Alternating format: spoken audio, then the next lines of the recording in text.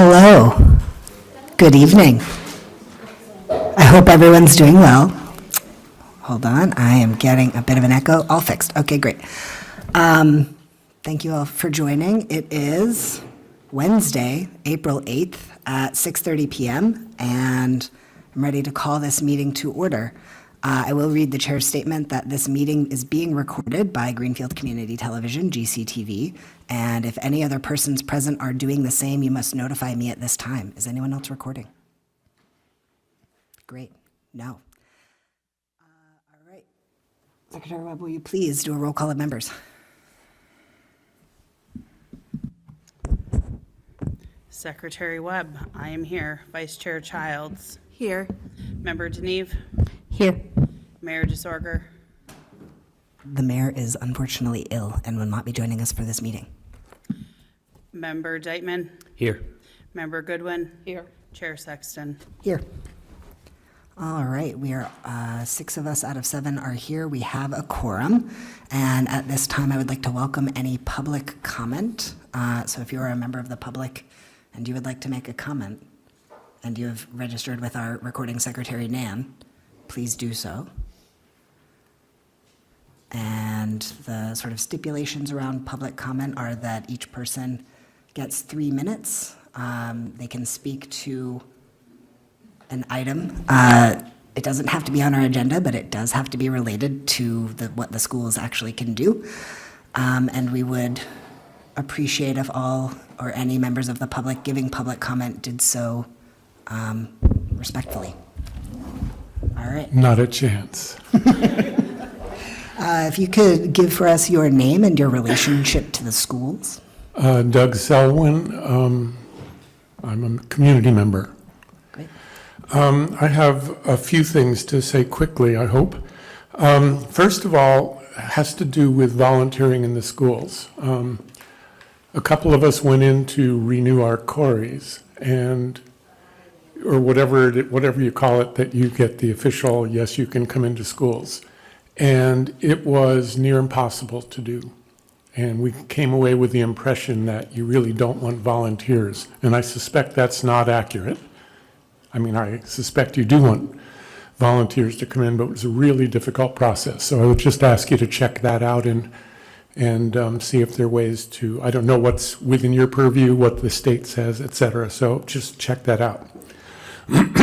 Secondly, I want to talk about what is happening at the state level, where the governor is pushing very hard and fast to basically bring back the MCAS 3.0.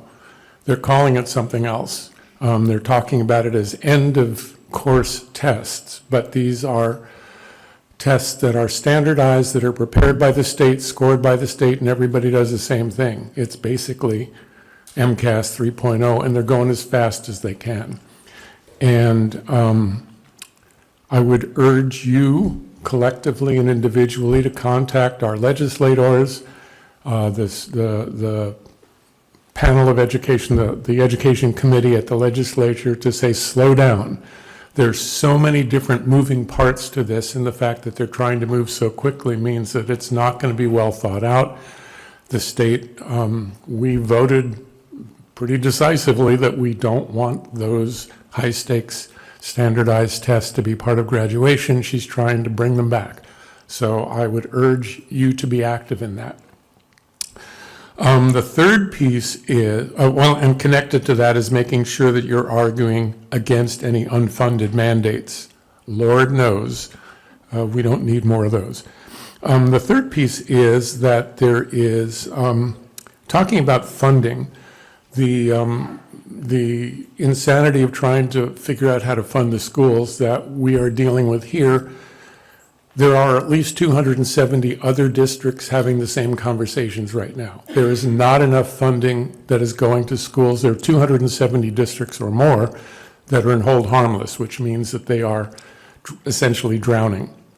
So pushing the state to reopen, look at the funding formula, pushing the state to look at the 82.5% cap that I can go into more detail about when I've got time, that is making sure that that poor districts are getting screwed and the wealthier districts are getting off, is part of why we are in such dire straits. And I think as we knock ourselves out trying to solve things here, we have to recognize that a lot of this is coming from outside of us.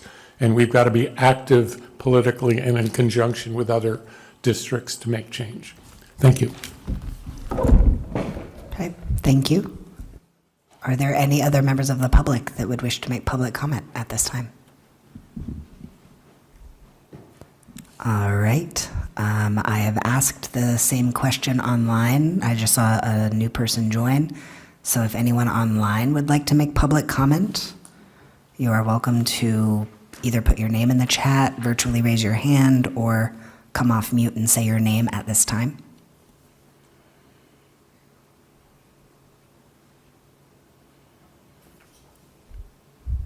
All right. Hearing and seeing none, let's go on ahead, close public comment, and go into our fourth item, recognition, one of our educators.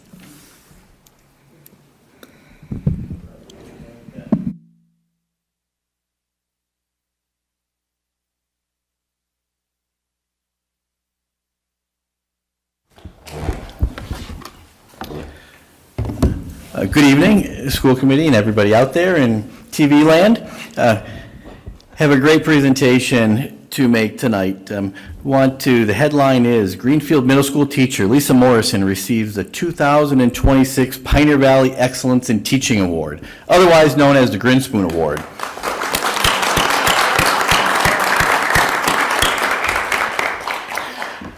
Few nice things about Lisa and why she's so deserving of this.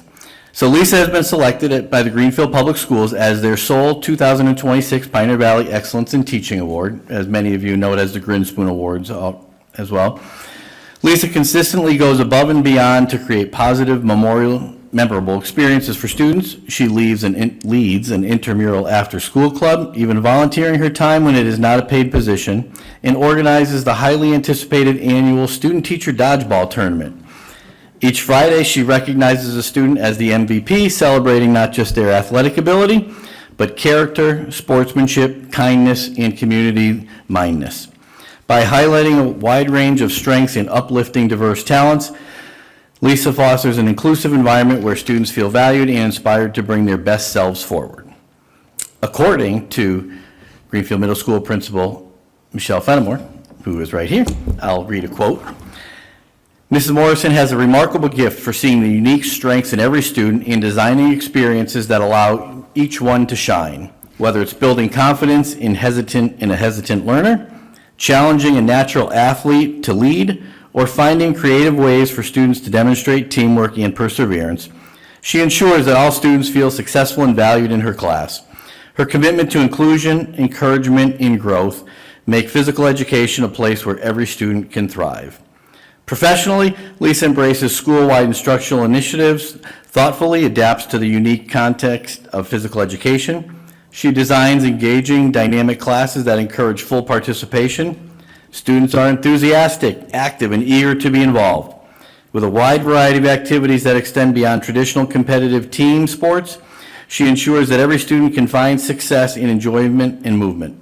A collaborative and positive member of the school community, Lisa exemplifies the social emotional qualities that she works to instill in her students each day. And we are honored to present this award to Lisa Morrison, who will be honored in a celebratory banquet at the Log Cabin in Holyoke on May 6th, 2026. So we have a nice small little certificate to present to her, and I know her principal, Ms. Fenimore, wanted to say just a few things. Good evening. All of that is what Lisa exemplifies on a daily basis, and she is such a gift to the students and the staff at GMS. She takes such pride in what she does, and her PE classroom is one of the most academic classrooms I've ever been in. She has very high standards for our kiddos, and we are just so proud of her. All right. Congratulations, Lisa. Nice job. Thank you so much. Did you want to say any words? Sure. Do I just push the button? You got to get it green, hold on. Oh, There okay, you go. thanks. Thank you for having me, I appreciate it. I'd just like to say this whole experience has been really lovely. Obviously, I don't work alone, but feeling appreciated means a lot. I have to be honest, though, this really just feels like a massive win for the GMS team, and I'm just this year's captain. There's so much good stuff going on at GMS, and I am just one small piece.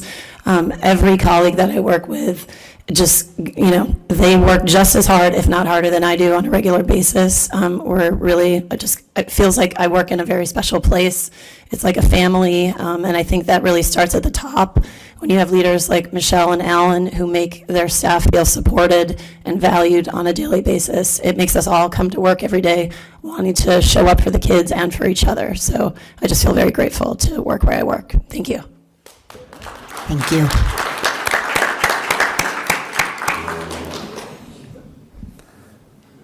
All right. I look forward to joining you at that banquet in May. Excellent. So now we are inviting up our student representative to give the student report. Thank you, Lauren. Okay, starting off strong with Student Council. Student Council will be hosting a fancy formal wear giveaway on Friday, April 10th, right after school for GHS students only, and then again on Saturday, April 11th, from 11 to 1 for all high school students looking for something formal to wear to prom or to another fancy event. We collect items year-round, so if you have something you'd like to donate, please drop it off in the main office during school hours or at the Greenfield Garden Cinemas evenings and weekends. On April 29th, Student Council will be hosting the WMASC Spring Conference, gathering students from all across Western Mass to discuss and improve students' leadership qualities. The conference will run all day. Caden Viansek will be campaigning and running for the Regional Board Secretary position. Key Club. During the month of April, Key Club will focus on community service and picking up litter. There are some planned events to clean up downtown and the bike path on April 11th, and Key Club students will be cleaning up around the GHS campus and parts of Shattuck Park. The club plans to schedule another trip to AEL as part of the United Way's Read, Learn, Succeed program. Athletics. Spring sports started on March 27th with a 16-1 win for softball against South Hadley. Boys and girls tennis started on April 1st and 2nd, and they had their first meet on April 7th. Please come out and support our student athletes. Go Green Wave. French Club. Several GHS students, staff, and family members depart soon for a 10-day adventure in France during April break. Key spots visited will be Paris, Strasbourg, Dijon, Lyon, and Annecy. Mark your calendars for the Thursday, May 7th Spring Coffee House Talent Show from 6 to 8 p.m. in the GHS Auditorium. Admission is $5 for students and $10 for adults, which does include light refreshments. Library Club. On Tuesday, April 7th, Library Club hosted the annual Poetry Slam and Writing Showcase in the GHS Library. AV Club. Join us for the 2026 GHS and GMS Film Fest on Friday, April 17th from 5:30 to 8:30 in the GHS Auditorium. There will be good food and good films. Submissions accepted through April 10th. Hope to see you there. And finally, we have Students of Color Club, and they are hosting a dodgeball tournament on Friday, April 10th from 6 to 9 p.m. Pre-register by scanning the QR code found on the posted flyers, or you can contact Nate Woodard as well. Thank you.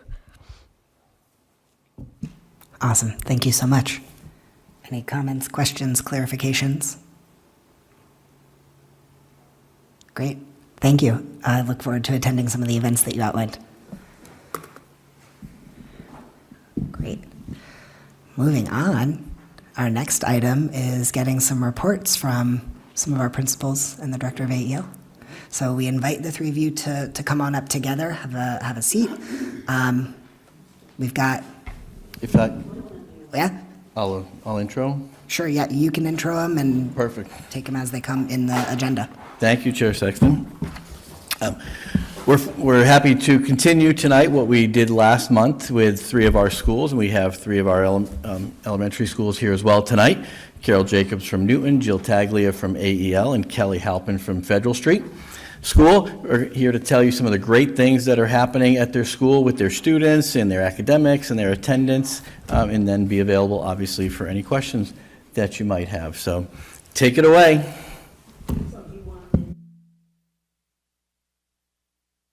The way that they're listed, the way that they're listed in the agenda is actually that Kelly starts first, and then we have Carol, and then Jill. So, great. So first, I'd like to just say thank you so much for inviting us and giving us the opportunity to share the wonderful things that happen in our schools. Bragging about Federal Street is one of my favorite things to do, so this is a real pleasure. So we can jump right into the next slide. Federal Street enjoyed starting the 2025-26 year off on a high note when we received our accountability data from DESE. As you know, DESE sets improvement targets for each school and then tracks their progress toward those targets. This year, we were able to meet or exceed 83% of those targets. The chart shows the last 3 years of progress. So in 2023, we met or exceeded 15% of the targets, 2024, 62%. And then in 2025, 83% of the targets. So we've enjoyed a nice steady increase. The next slide shows some specifics about what we've been meeting or exceeding. For our elementary schools, K to 4, there are just 3 areas that DESE evaluates our accountability. One is academic progress, which is solely based on 3rd and 4th grade MCAS. The growth target, which for us is just one cohort of students that goes from 3rd grade to 4th grade, as well as our chronic absenteeism. So for us in 2025, we exceeded every math target. For our growth targets, we exceeded the typical growth for our peers across the state. And for chronic absenteeism, we exceeded every target set for us. Our did reveal some opportunity for growth, and that specifically is our English language arts and literacy. And so we've had tremendous support from the district in really trying to plan how we're going to provide that support. We have partnered district-wide with Teaching Lab to focus on our literacy skills. We have implemented an early reading skills diagnostic assessments, the CORE and PASS. That has allowed us to take a more granular approach. It has been able to show us phonologically and phonetically where students may have some unfinished learning. And after revealing that, we're able to address those specific needs with the use of UFly. That we started implementing this year, and that supports that small targeted small group instruction. And we have also focused our professional development on small group literacy instruction and intervention. So that's been done with a whole lot of support from the district. So beyond our ELA and math that we're assessed on, we certainly focus on other areas. And at Federal Street, we do a lot of intentional support of social and emotional learning. Teachers deliver weekly lessons in Second Step. We have a social competency of the month that every classroom focuses on. We have classroom buddies, so each classroom is connected with another classroom. Whenever possible, it's a younger classroom with an older classroom, and they get together monthly and have lessons on whatever the social competency of the month is. So this month they'll be focusing on self-management. And we are also implementing a restorative practices learning pilot. And so the next slide has some details about our restorative practices pilot. So we've taken several steps toward implementing restorative practices at our school. We have a restorative practices team within the building. We have partnered with the Collaborative for Educational Services, specifically their Joy and Justice in Schools. They have supported our professional development for our teachers. We have hired a restorative practices coordinator as well as a restorative practices staff person through AmeriCorps. Our teachers participate in weekly professional development that happens during their collaboration time. And we have started a professional development series for our instructional assistants. That's a 6-part series at this time, and they just participated in their first training on Monday. So we're excited to add them into the work that we're doing, as they're such a valuable part of our community. We also have a lot of community collaborations with Federal Street.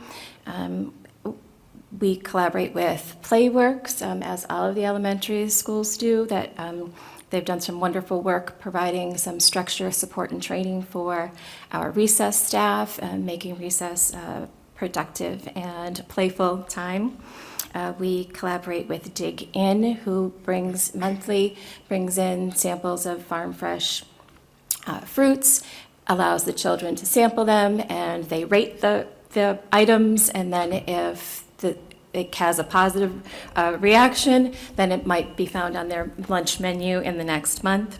We have a Girls on the Run team that is coached by some wonderful teachers and parents, and they will be having a 5K celebration in the first week in June, I believe. As I mentioned, we work with the Collaborative for Educational Services in support of our restorative practices work. We also have a wonderful collaboration with Big Brothers and Big Sisters.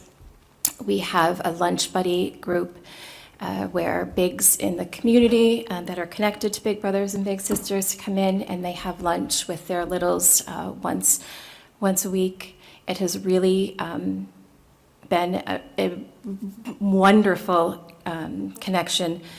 Some of the stories of the relationships that have developed that extend far beyond Federal Street is really, really been touching in so many ways. And it was so successful that this year we were able to expand a bit. And we added what we call our Buddies with Badges. So a thank you to the Greenfield Police Department, who has allowed some of their police officers to be a part of the program. It's been wonderful. So we're very lucky to have that collaboration as well. And lastly, I just wanted to highlight some of the fun that we have at Federal Street. We do a lot of intentional community building and just really making it a happy, warm place to be. We have events like our Turkey Trot in the fall. We have a Polar Express Day in the winter.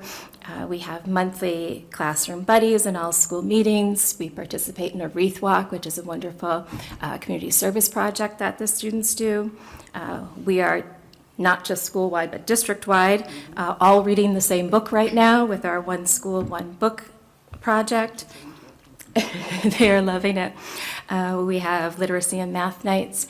We are also fortunate enough to have a really amazing active PTO that they also really prioritize belonging and community, and they make it a priority to create some special events for us, like the Fall Family Fun Night. They do Valentine making. They supported the Cardboard Challenge, and they usually end the year with a really fantastic end of the year barbecue. So I think things are great at Federal Street. Thank you. Thank you. Yeah. Similar to how we did it last time, we'll have all the folks give presentations and then we'll do Q&A. Yes. I'm not sure that I have your PowerPoint. Okay. Great. I'm going to stop sharing my screen then. Yes, Kelly was more organized.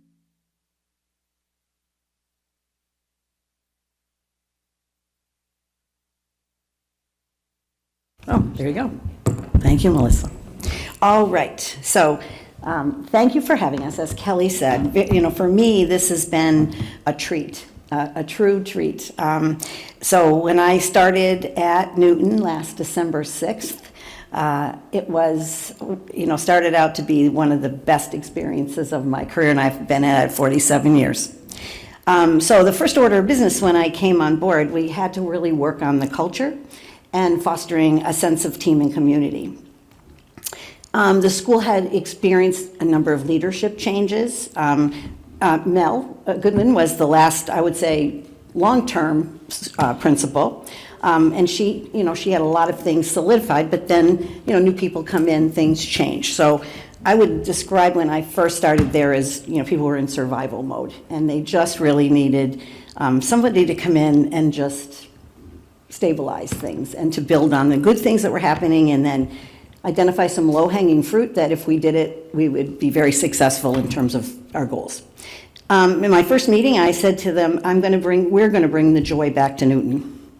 Joy is a very big deal to me. I don't want to go to work every day in a place that is miserable, or I want to feel joy. And to me, watching children and teachers learn and grow and work together is the ultimate joy.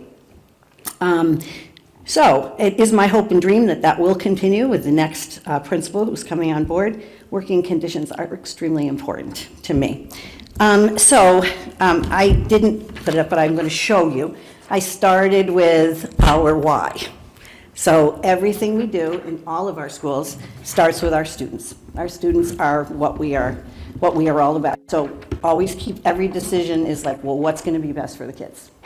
So our why. There were some major areas of focus that we did.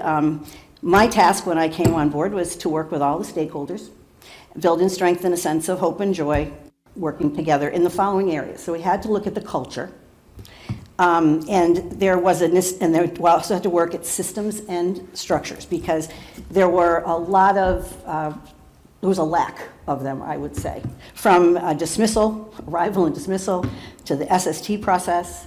And so we started with structures and systems. And then it was there when I came.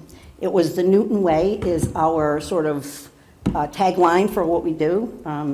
Everything we talk about is about the Newton Way.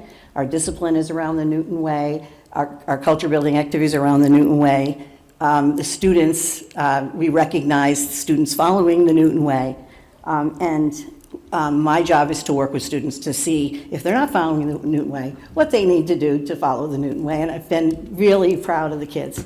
We also, PBIS and MTSS, as Kelly said, PBIS is positive behavior intervention and supports. All the systems we're doing in the district are tiered. So they start out with tier 1, everybody gets it. Tier 2 is a little more supportive for the students who need more.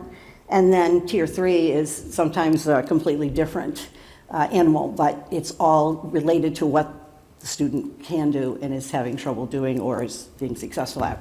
So PBIS and MTSS were something that we started to really put together this year. It is a work in progress, but we've got some good things in place. Small group instruction, as Kelly said, that's been a big focus for the district. And I have to say, for the Newton students, when we first looked at some of the results, it was what I'd call a C or red, which meant that they were well below grade level.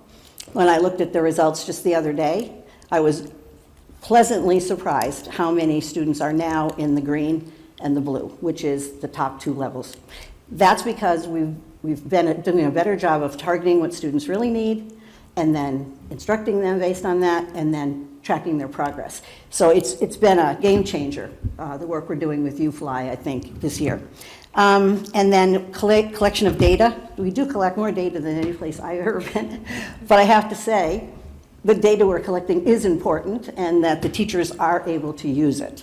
And that is what I'm talking about when I'm saying we know little Johnny or Sally, where they are, what they need to do. We have a way to get them what they need, and then we track that and move forward. There's an old expression, if you don't know where you're going, any road will do. So if you don't have any sense of the data, we're just teaching the curriculum, but we're never really sure whether or not it's being effective. So that's something that we've really worked on. And then just in general, positive youth development, helping students understand that, we all make mistakes, nobody's perfect, but that we have a responsibility to take care of the things that we have to take care of. And funny story, I had a little boy, he came into my office, this was last year, he came and sat in my red chair, and I was doing my work, and this is a little boy at the beginning of the year who really could not regulate himself and could not admit he did anything wrong. He's sitting in the chair, and I said to him, hey, what's going on? He said, I made a bad choice. I said, you did? What was the problem? He told me exactly what he did, and I said, well, you know how it works, we gotta fix it, right? He told me what he thought he should do to fix it, he fixed it. So that's the kind of progress when I'm talking about positive youth development, is, like getting kids to think that they can control a lot of things. We have 3 goals, just as the other schools do, for school improvement. The first one is performance on reading and math. And again, we're using the same kind of things Kelly talked about and David talked about the last time, our DIBELS, our core pass, the designated intervention blocks, which are sacred, is the word that we use. Our teachers ensure that they have them every day. So it's not an afterthought. It's a really carefully planned time. It targets our foundational skills, and we've been conducting learning walks, which I know you've probably heard about. Those are really, I find them to be very useful and very helpful. And I do share the feedback with the teachers and any suggestions that get made, and they're really welcoming to that. I mean, they really have a lot of opportunities to evaluate where they are and what they'd like to do as teachers. So in terms of just supporting that goal, the math goal and the reading goal, Beth Brady is our math interventionist, does a phenomenal job. So I asked her, I said, well, what can we point to as some of our progress? So she uses something called the USNS Math Screener, and she's also trained in math recovery and does a lot of those strategies, modeling them with teachers, and it's really beneficial to our students. So she basically pushes into classrooms 30 minutes a week in many grades, and she also targets instruction based on the core skills. It's fascinating. She's a chart maker and all color codes, and it is really amazing what results she's seeing with students. So the math interventionist, huge support. Also, in terms of the school's literacy, in every single class, every single grade, we have seen well over 50% of the students growing 1 or more levels. So we still have some students in the red, but even though they're in the red, they've made progress. We're not asking for perfection, we're just asking for progress, right? Goal 2 is building a school culture that supports all learners, all being capital letters. So we're trying to get a PBIS committee together. I hired a couple of new teachers who have a lot of experience with it, and so they're really helping sort of bring the school a little further along. We work on instilling the Newton way in every aspect of the school. Classroom incentives, kids love them. There's a pajama days that one day the 4th grade wanted to build forts, so they brought their blankets and then they built forts under their desks and did their work. And teachers let them know, if you do these things, you're going to earn it, and they get to choose. So there's a lot of ownership and excitement about it. I'm focusing on a multi-tiered system of discipline. I don't have the restorative practice training that Kelly has, but I understand we're going to get it next year. I'm not going to get it, but we're going to get it next year. But I am very big on logical consequences and restorative practices, and students owning their problems, and that's come so far this year. Playworks, Kelly mentioned it, I don't need to say more, but we're really excited about the fact that we've seen targeted amounts of improvement on the playground, especially in relationship to physical altercations and name calling. We're embracing the junior coach model for our 4th graders and the 3rd graders. We do have classroom buddies, and it's really a blast to see the 4th graders reading with the kindergarten students, and they do that quite a lot. Goal 3, improved attendance. So if you don't come to school, it's hard for you to learn, right? So as district, we track attendance, and then we do what we can to encourage and support and, I guess I would say, when it's a problem, we address the problem. So our goal was at least 92% of attendance at an average monthly statistics. We do have an attendance team that meets weekly. We track the daily attendance, and we, just like the district does, we send letters at 5 absences, 10 absences, and 15 absences, and then kind of beyond 15. But one of the things that's been really effective this year has been actually contacting the parents and having parent meetings. They come in, and every parent has been grateful, actually, for the call, because I think our goal is to ask them, how can we help you? Not to judge you. How can we help you? What is it we can do? And I can say in every single one of those cases that people that have come in to meet with me, it's improved dramatically. So the personal touch does make a big difference. The other thing, we post the average monthly attendance in the board in the hallway, and the winning class gets recognized at our all-school meeting. We also recognize perfect attendance quarterly, and we announce it at Monday meetings, monthly meetings. But we tell people, we're not asking you to come to school sick. We're asking you to come to school if you're not sick and you think, well, maybe I don't really want to go to school today. We're asking them to sort of tough it out and be there. I meet with the students that I'm worried about, and we talk about what strategies we can have to help them. And again, I think the conversations are making a big difference. And we also meet with those students and sometimes have incentives to improve attendance. Challenges we still have, tardy students. You're tardy if you're after 8:45. And we'll have kids now, they're walking in at like 8:50 as opposed to 10:30. So again, little incremental progress, but it's still a challenge. And kindergarten attendance, many people think, well, they're kindergarten, so they don't have to go to school. Which is true. Not the mandatory attendance starts at 6, but the more we can have the kindergartners in, the better that's going to be. So, kind of what are a couple of success stories? So we've seen impressive growth in our first grade this year. So when we talk about moving levels, we moved 5 kids from below grade level to receiving Title I intervention to on or above grade level. That's a big thing. It's not little tiny increments. That's a big show of progress. We have 12 students in the first grade, and 7 are at grade level. Fourth grade, Title I students showed 47% growth in numbers of words, reading aloud during assessments. Second grade students receiving Title I have shown marked improvement in reading accuracy, indicating that they're making growth in their individual word banks, going from like 58 to 79%, all the way to 81 and 99%.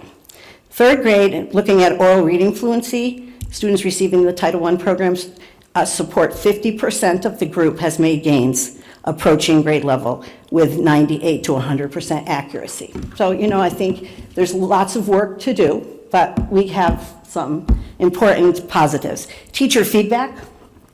As I told you, one of the things we're working on is culture. So when we do PD and we do things with teachers, we ask reflections, right? And particularly, what did you take away? What's your impact? Like, how are you a better teacher now? And I love to read those. But one of the things that I was excited about is that, with the exception of one that I read, positive change in instructional practice, and the teachers could articulate exactly what they can now do that they weren't doing before. And that's huge. Classroom walkthroughs and observations, we just did it the other day, and the people from the state said, wow, any feedback we're giving you now, it's like tweaking it. It's not, we don't see it, you have to put this in place. So that was really exciting, and I did talk to the teachers about that, and they were really jazzed up. Social emotional, 37% reduction in the overall incident report since the beginning of the year for physical aggression and name calling. 15 students have been issued the Newton Way Awards. 25% of the fourth grade students were selected as junior coaches to help out for recess. So if you don't know what that is, it's kids that apply for the position, they get selected, there's certain things they have to do is to stay a junior coach. And what they do basically is they go out onto the playground and they help play and supervise with the younger kids, trying to help them, teach them the language of, you have a conflict. Okay, what can you do about it? So today, in the cafeteria, the 2 kids were arguing about who was first in line. One of the coaches went over and said, well, wait, let's stop. What's the problem, right? So he told them, he said, well, why don't you do rock, paper, scissors? And if you do rock, paper, scissors, just whoever gets it gets to be first. That came from the kids. So I thought that was really pretty special. So I'm really big and we're big on student leadership. Parent connection, we had 94% of people attend parent conferences, whether that was orally, by phone. I mean, teachers were really generous with their time because they know it's tough for parents and so important. Increased attendance at our all-school meetings.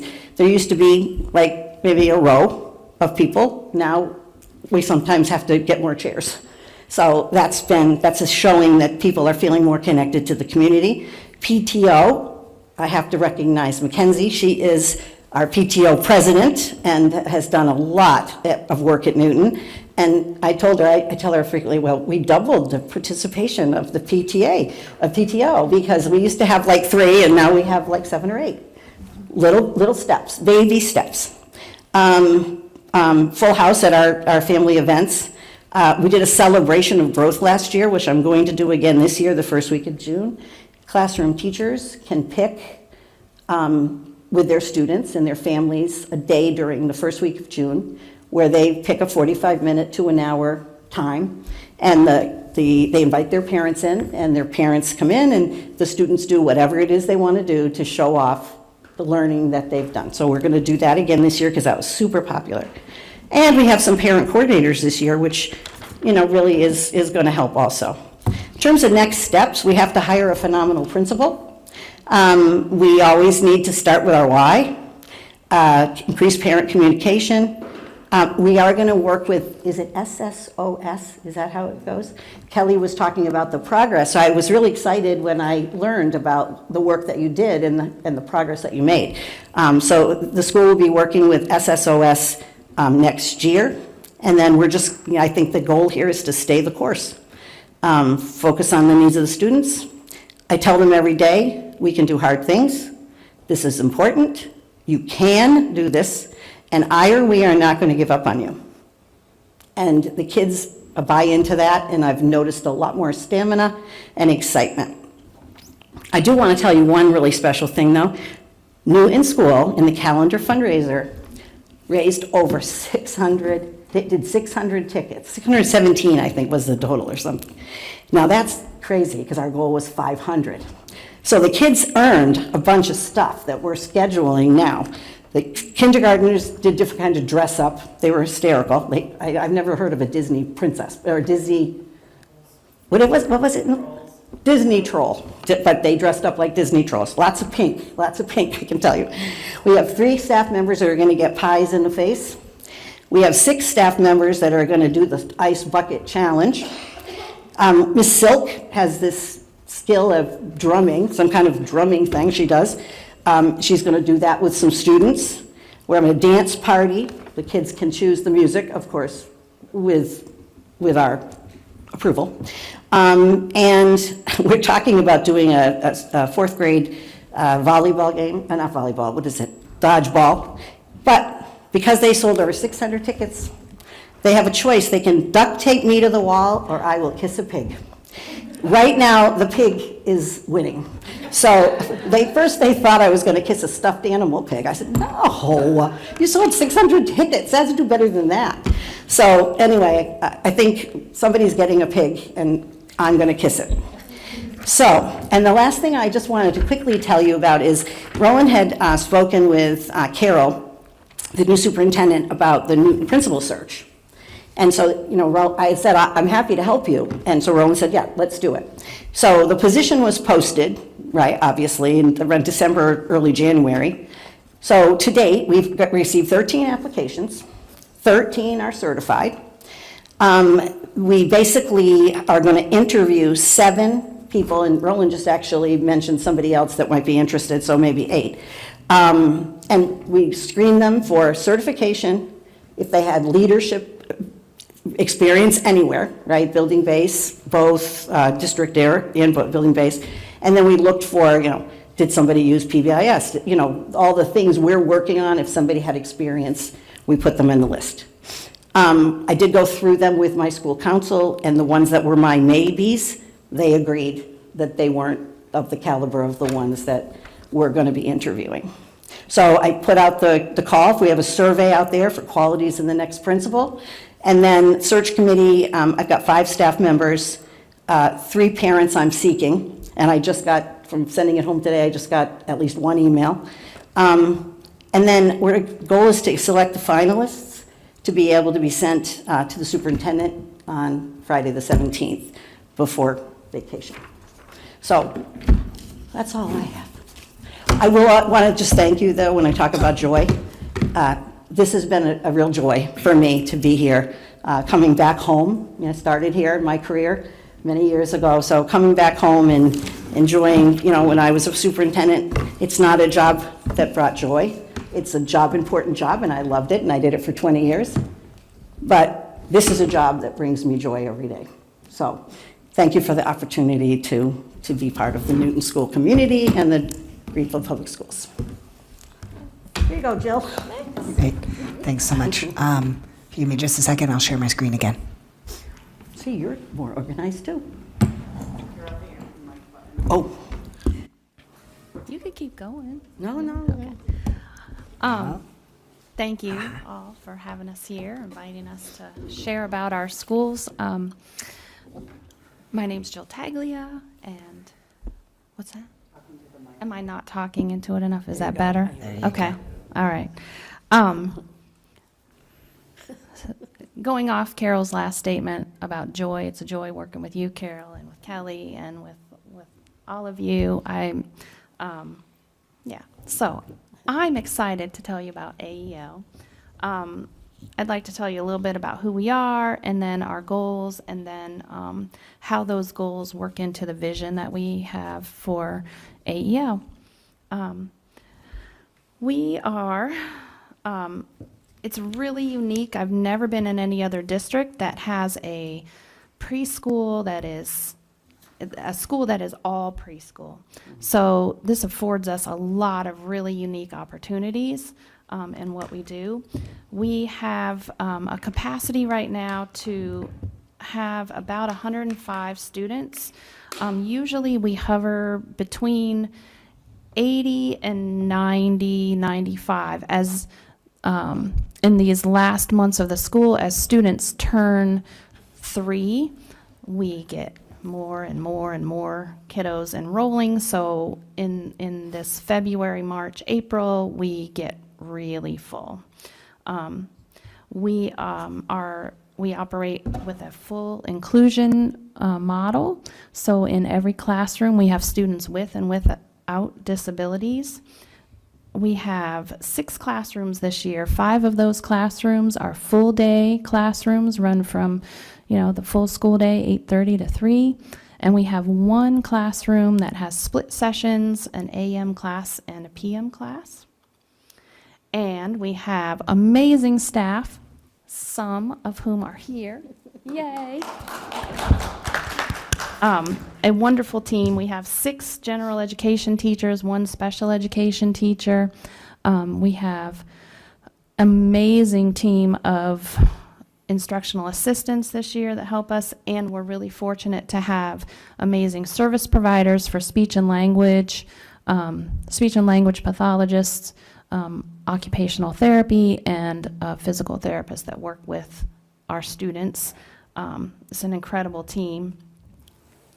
Also want to shout out, we have amazing families. Some of our PTO and family members are here virtually tonight, so thank you to them. And as our high school student was speaking, I was remiss in not including, our community. We have, over the last couple years, developed a really nice relationship with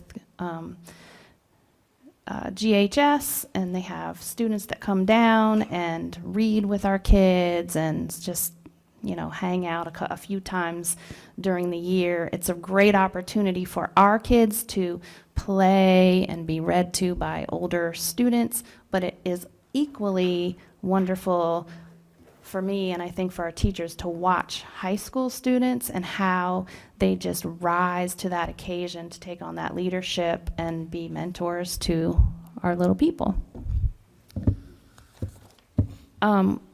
This year we have 3 school improvement goals. The first one revolves around standards of our teachers becoming more familiar with the pre-K standards and really internalizing those and how they play out in our lesson planning and class activities. This year also focusing intensely on literacy. Our second goal is around universal design for learning, which I'll talk about a little bit more later, but because our classrooms are inclusive, we are trying to learn more about how to anticipate issues that students may have and build in accommodations for all students to remove barriers so that everyone can access the content and learning going on. And then the third one is around our data collection and progress monitoring. We take data usually around IEP goals and that kind of thing, but also, which I'll also talk about in a little bit, we are looking for a curriculum so that we can begin to take better data around literacy, foundational literacy, that kind of thing. So the next slide shows, this is a visual model of our vision at AEL that we have worked on for the last couple of years to develop and refine. We serve students ages 3 to 5. We're a full inclusion model, and we are play-based because play is the work of 3 and 4 and 5-year-olds. That's how they learn best. So if you look at this diagram here, I'm going to explain each little component of it. Let's move to the next slide so I can start just talking about the different pieces of it. So everything that we do is encapsulated in building a culture of care. And that, we've talked a lot about what that means. And in that, we are constantly talking about kindness, how we are interdependent on each other, treating children and each other with dignity, empathy, growing that empathy, and play. Because play, like Carol was talking about, play brings joy, and joy is central to everything that we do. We want students and families to enter Greenfield Public Schools and be excited about school and feel that joy of being part of our district. So also in this slide, in creating the culture of care, we have a new social emotional learning curriculum this year called Komochis, which focuses on feelings but on communication. It was developed by speech and language pathologists, and so unlike some other SEL curriculums, this one focuses very much on how to communicate our wants and needs, how to disagree, how to make mistakes and have do-overs, which kind of flows into the restorative practices initiative that's happening in the older grades. But this is really developmentally appropriate and one of the best SEL curriculums I've ever seen.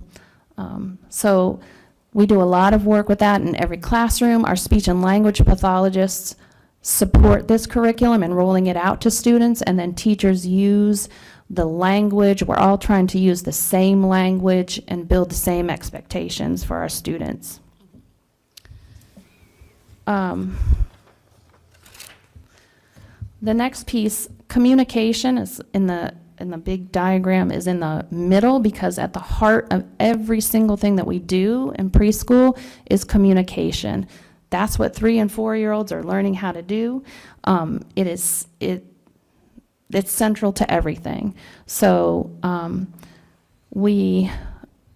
in communication, we're talking about spoken and unspoken communicating, behaviors in 3 and 4-year-olds, behavior is, I mean, it's for all of us, but especially at this age, behavior is communication. They're trying to tell us something, they might not have the words, so we are helping them develop that. Building social relationships, everything is key to that. Our speech and language pathologists have developed a website that has been pushed out to families. They can access all kinds of activities. This is one of the things that is great for every kiddo, even if they are not receiving speech and language services. These kinds of things are building that foundational literacy, building that vocabulary, and building the social emotional piece as well. Then we have 3, and then we go back to the diagram, 3 sort of bubbles of that kind of all mixed together. One is around routines and expectations. We spend some time at the beginning of the year where teachers talk about what would we like to roll out in the first 20 days of school? What routines do we want to build? How can we be proactive and invest the time up front to practice, what do you do at school? How do we treat each other? What routines are going to be in our day? So we share, our teachers collaborate and come up with those things that they want to prioritize to set the tone for the year. And those things are revisited throughout the year. Every time we go on break and we come back, we kind of have to start over, and that's okay. That's what we do. One of the other components mentioned earlier, universal design for learning. This is a big one because we have such a wide variety of learners in every classroom. We've done a lot of professional development around accommodations and supports for students. We want to be proactive and anticipate what kinds of struggles our kids may face, things they may or may not understand, and how can we build in supports for them to help them to be successful? How can we remove anything that might be a barrier for them to access what we're doing in the classroom? It's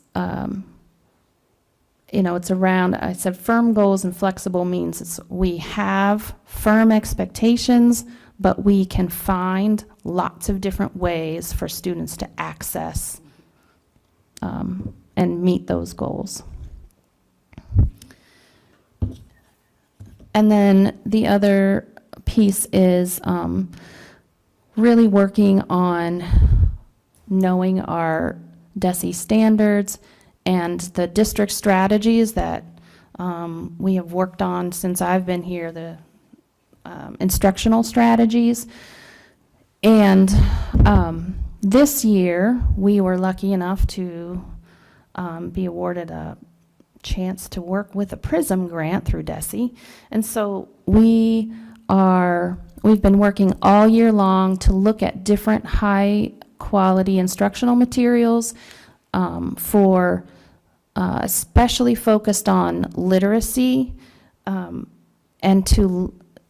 there's a list of different curriculums that DESE gave us, and our teachers have worked to select from that list and narrow down which ones we would like to pilot.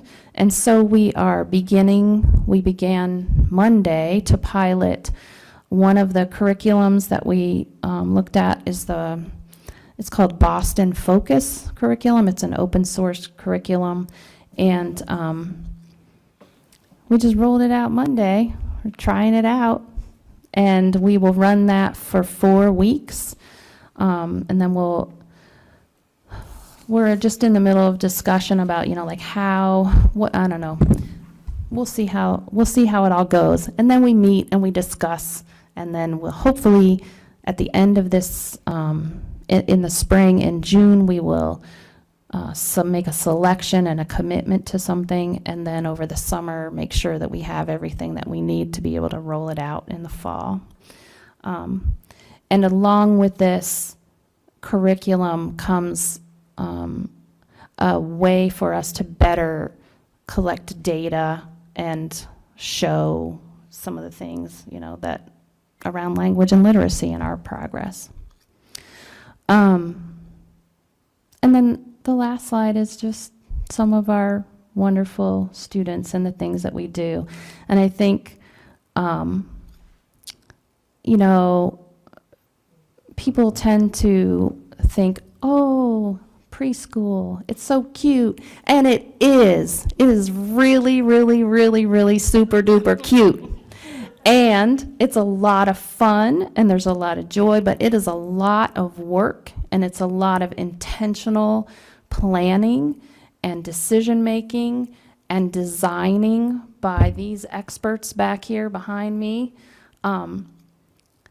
It's not just drop them off at school and let them go run around. It's very purposeful, the work that we do, and it's, I think my time here and being in this role now, I can have a kind of like a global view of how powerful early intervention is and how powerful these early learning years are, and the impact that it truly makes and the foundation that it lays is incredible. When I visit, I visited the elementary schools a few weeks ago. I just kind of stopped in, and when I see the kiddos that have been at AEL and what they are doing, I want to give every one of these guys the chance to take a day off and go see that, because it is powerful, and you can see the foundation that has been laid and how they are able to grow from that.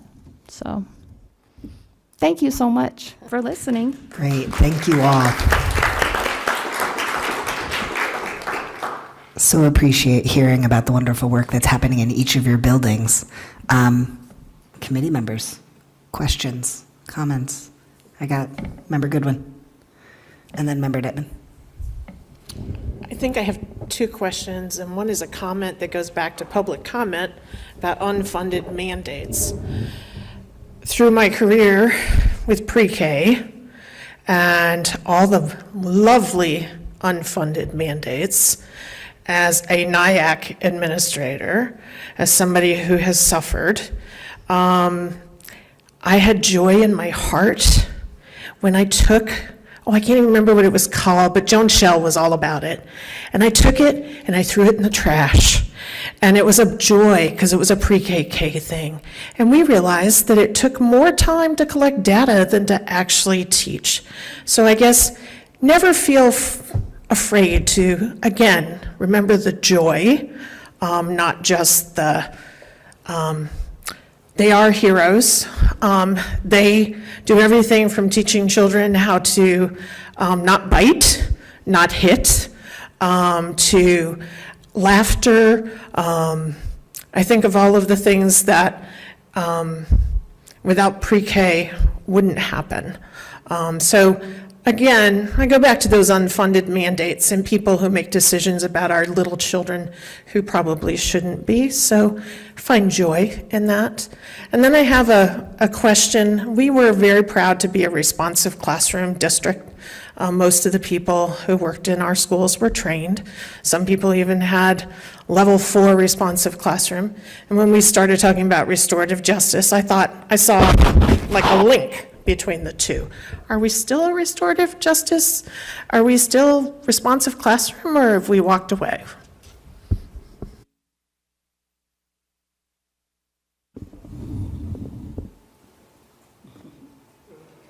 Yeah. So I would say that within the district, there are still a lot of teachers who were trained in restorative classroom. But that is not something that we continue to train our staff in, so we cannot say that we are a responsive classroom district. Yeah, I'll jump in. The reason we were looking at them kind of like, who's got, not a lot of history, right, with Stephen and I here and a few of the other new principals in that sense, but right, going forward with the restorative approach. Yeah, I would say we're responsive to our students' needs. That's why we're collecting the data and trying to identify what their specific needs are. But in terms of a packaged approach, responsive classroom, we're no longer using that. And I Haven't would- been in the No. 18 months since I've been here. I mean, I would say that, like you said, there are parts of it. For example, rules and logical consequences. Most of us still develop the rules in relationship with the students, and the consequences are logical, as opposed to you're punished, right? So that's, I think I see a lot of that, right? I see some morning meetings still happening just as a way to, start that day, the building community. But it's pockets, right? It's pockets. Yeah, like we don't really have, we're talking about SEL, right? We don't really have a district SEL curriculum, but that's something that. We use second step. We use second step, yeah. All right, thank you. Member Diamond? Thank you all for being here. It's wonderful to hear about some of the progress that's being made in these schools. My daughter attended AEL, and we had a wonderful experience, so thank you. I have 3 points, some with sort of a question component. First of all, there's a motion tonight to create an ad hoc committee to study the state of literacy in our schools.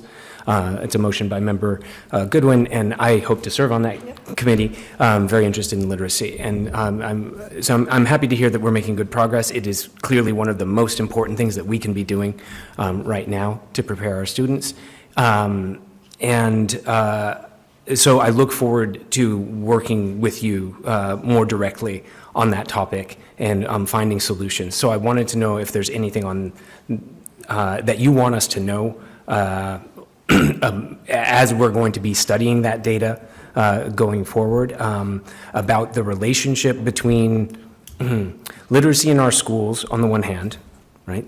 And then there's a sort of tension that arises because it seems to me that we're using UFly and Lexia and programs that are pretty computer-based right now.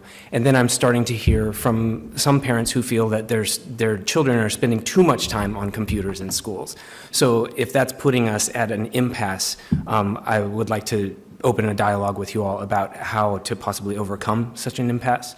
And then finally, the last thing that I wanted to bring up is the issue of sugary foods in schools. I think that it's our obligation to provide healthy foods for our kids, and my daughter has informed me that she has access to Lucky Charms at school.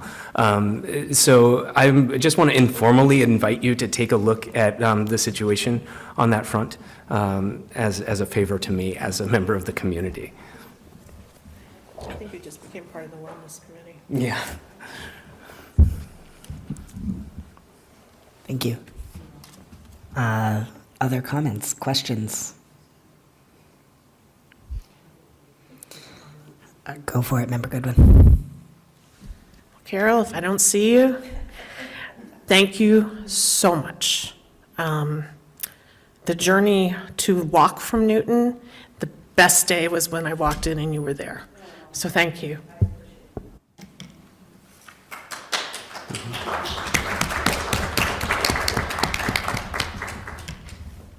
It's been a joy. All right, I've got Member Childs. A quick comment. Thank you for all of the hard data you've provided tonight. And more than that, thank you for caring about our kids so much.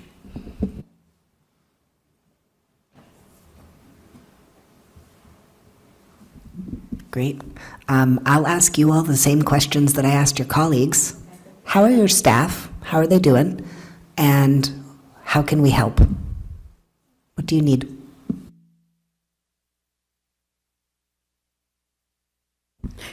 Well, I feel like our staff are hardworking, they do what they need to do, they show up.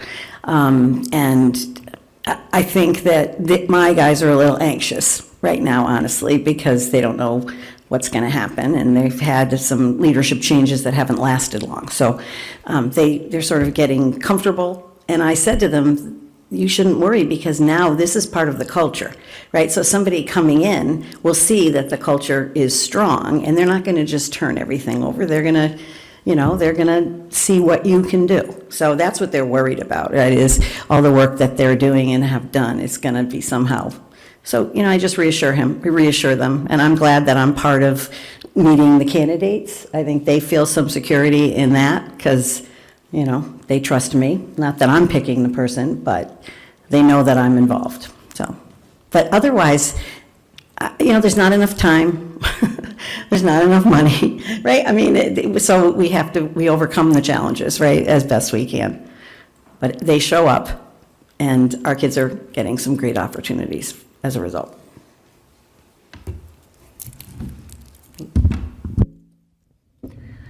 I'm a little, We can ask the teachers. first I will start by saying how grateful I am for everyone sitting back there. I would say, honestly, our teachers are fantastic. Our paraprofessionals are fantastic.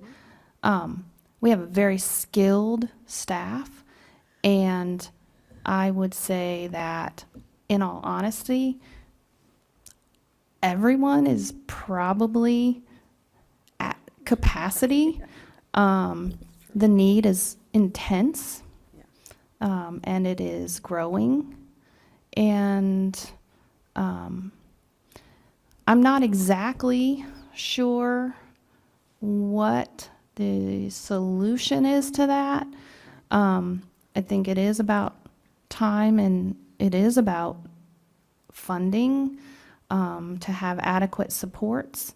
I think something at the preschool level that I think there is a certain, we're not mandated.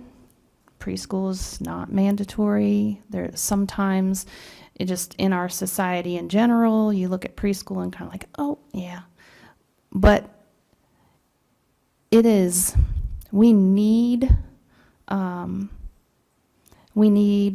the supports, like we need a full-time school adjustment counselor, because there are intense needs for children and families. And if we can get some of those supports in place for children before they leave AEL and move on to the elementary schools, I think it will benefit everyone.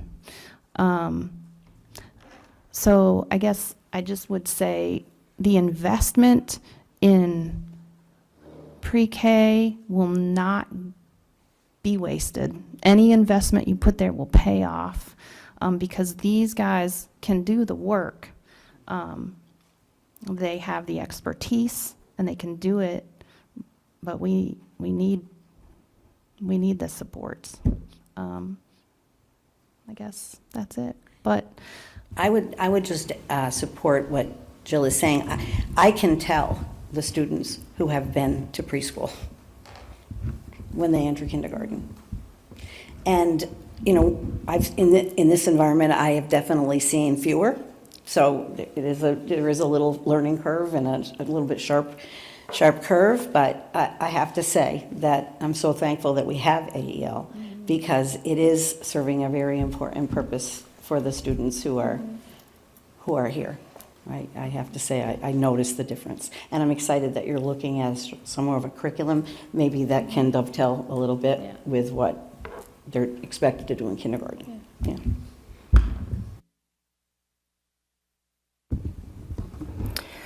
So at Federal Street, I think my staff is amazing, and I'm sorry that it wasn't a part of my presentation, because they really, they have been committed.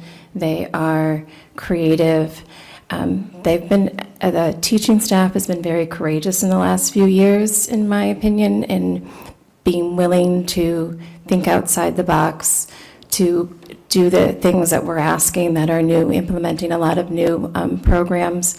They've done so professionally, and they've really taken ownership, and they're really proud of the progress that they see in their students. Our instructional assistants are fantastic. And I have to mention our great custodians and our kitchen staff, because it's just such a warm place to be. And I'm reminded of the initiative that Carol was talking about when we did the raffle fundraiser, and the whole staff was willing to do silly things. Our custodians dressed up, and our kitchen staff, I forget what they did, but every IA volunteered to do something silly just to get the kids excited. And it's because they're all here for the kids, and so I think they're really amazing. What I need from you, I think just a continued commitment to early literacy, and some patience as we roll out our restorative practices work, because that certainly takes a lot of time to see the culture shift that we're hoping for. So thank you. And can I just say one thing about what you were talking about having a committee or a task force, I think you said, right? So I would just ask that any task force or any people that work on it be really engaged with gathering information, right? Don't make assumptions or listen to one or two things. Just really come in and do a real look at it, because I think if I believed what I was told when I went to Newton, I wouldn't see what I saw, right? So it's super important, I think, if you're studying something, to really engage with the people who are actually doing the work, assume positive intention, and figure out, okay, so what's the problem we're trying to fix? And, please keep people engaged, because they would have a lot to say, and you would get a lot of really important information from it. One more thing, too. Sorry, just one more thing. I just want to shout out also to the leadership team in Greenfield right now. Roland, you have to leave. Yep, But thank you for everything that you've done. I think the principals and Stephen, in the time that I've been here, it has become a very cohesive leadership team, and there's a lot of initiatives that I see really gelling, and so I guess just continued support for that team and really listening, because it's a really strong team with great ideas, but it takes time to pull it all together, but it's happening. And I look at that kind of from a little distance, because preschool's kind of like a little different, but I see it all. There are connections being made and things are gelling, and so don't give up. Just keep on supporting people. Thanks. Thank you all so much. Wait, you have a question? Wait. I just have a comment. Thank you for putting a photo of my kid up on the screen. All right, really appreciate you taking the time out of your evening. Thank you so much. All right, we are moving on now to reports of the administration, and I'm going to attempt to do something a little different. I know, I'm going outside the box. I would love to assume that each of you have come prepared, having read the materials, and that we can move straight to, do you have any questions for the administrators? And I'm going to stop sharing my screen, as much as I love looking at the littles. So cute. Yeah. Do you have any questions around any of the reports? Anybody? You kind of do. Go for it. Well, maybe not. Were we getting a Yonder pouch update? Oh, yes, I asked for that a month ago, but I didn't see it on the agenda, so I was going to ask to have it. Yeah, sorry. I was trying to follow through. Great. Can we make sure that that happens in May? Great. No, thank you for bringing that back up. All right, Member Deneve. is assuming that we have read the reports something that we are going to be doing going forward? And if so, please. Yes. Thank you very much. Great. Happy to. Are there, okay, any other questions? Any other things before we move on to our next set of items? Seeing none, let's move on to our consent agenda. Oh, sorry. Yes, Roland? Okay. Oh, yeah. Sorry, please go ahead. Just want to acknowledge the absence of our business manager tonight, Andy Paquette. He would be available if we needed him via online, but he is at the induction ceremony of his 2 daughters into their National Honor Society tonight. So congratulations to he and his family for that. Some of the information you have before you obviously is just enrollment figures, which are pretty close to the same. I do want to give a couple shout outs during these time frames, which sometimes I don't have time to and won't. Chair Sexton and I have talked about this, create some of these things, but some quick shout outs to GHS senior Kanza Nasrullah. I don't want to kill that name, so I apologize, but on March 9th, received the MLK Junior Award at GCC. So congratulations to her for receiving that. Many of you have talked about the Yellow Conference or meetings that are coming up. I have a brief description from Mr. Martin at GHS. Talking about that on Friday, April 17th, the History Department at GHS, in collaboration with Dial/Self Youth and Community Services, will host the annual YELLOW, which is Youth Engagement with Legislators and Officials, conference in the GHS Library. A few dozen students will have the opportunity to meet and engage in discussion groups with elected officials from the Greenfield School Committee, City Council, and other town committees, as well as state legislators. This year's main topics chosen by the students are 1, municipal finances and budgeting, 2, AI in schools, and 3, drugs, alcohol, and vaping amongst teens. So you are obviously all invited to that, and that's going on, so thanks to Mr. Martin for organizing that. I want to mention that I was able to attend a great play by the High School Drama Club, The Secret Garden, which was fantastic. Everything, the acting, the scenery, all things that went about it, and they did such a nice job that they did a presentation and invited our 3rd and 4th graders from our city schools, our elementary schools, to go and see it in the daytime before they had their first run at nighttime with adults. And the students did a great job sitting there, being attentive, and being a great audience. Also have another shout out to GHS senior Ash Bigelow, who presented and participated in the Academy of Music's Regional Youth Poetry Slam that happened last Friday, April 3rd. And many of our students did, but Ash competed in the slam and made it to all 3 competitive rounds and then won 3rd place with a cash prize. So congratulations to all those students who performed their poems, showing great vulnerability, courage, and strength. I'd also like to mention that yesterday, Mr. Sullivan and I were fortunate enough to attend the Greenfield High School Poetry Slam after school. And Ms. Pollock, the school librarian, runs that club and does a wonderful job. They had students presenting written poems that they wrote, faculty members as well. They're doing the same thing, and I mentioned to her and many of the students and participants afterwards that I was amazed at the creativity and how they could, I'll just say, write poems. Sometimes I don't see myself as creative in that sense of doing it. Maybe I'm more of a scientific, linear type of thinker in that way, but I was very impressed at what they did yesterday at Greenfield High School in their own poetry slam, which they hold once a year. So shout out to all those who participated.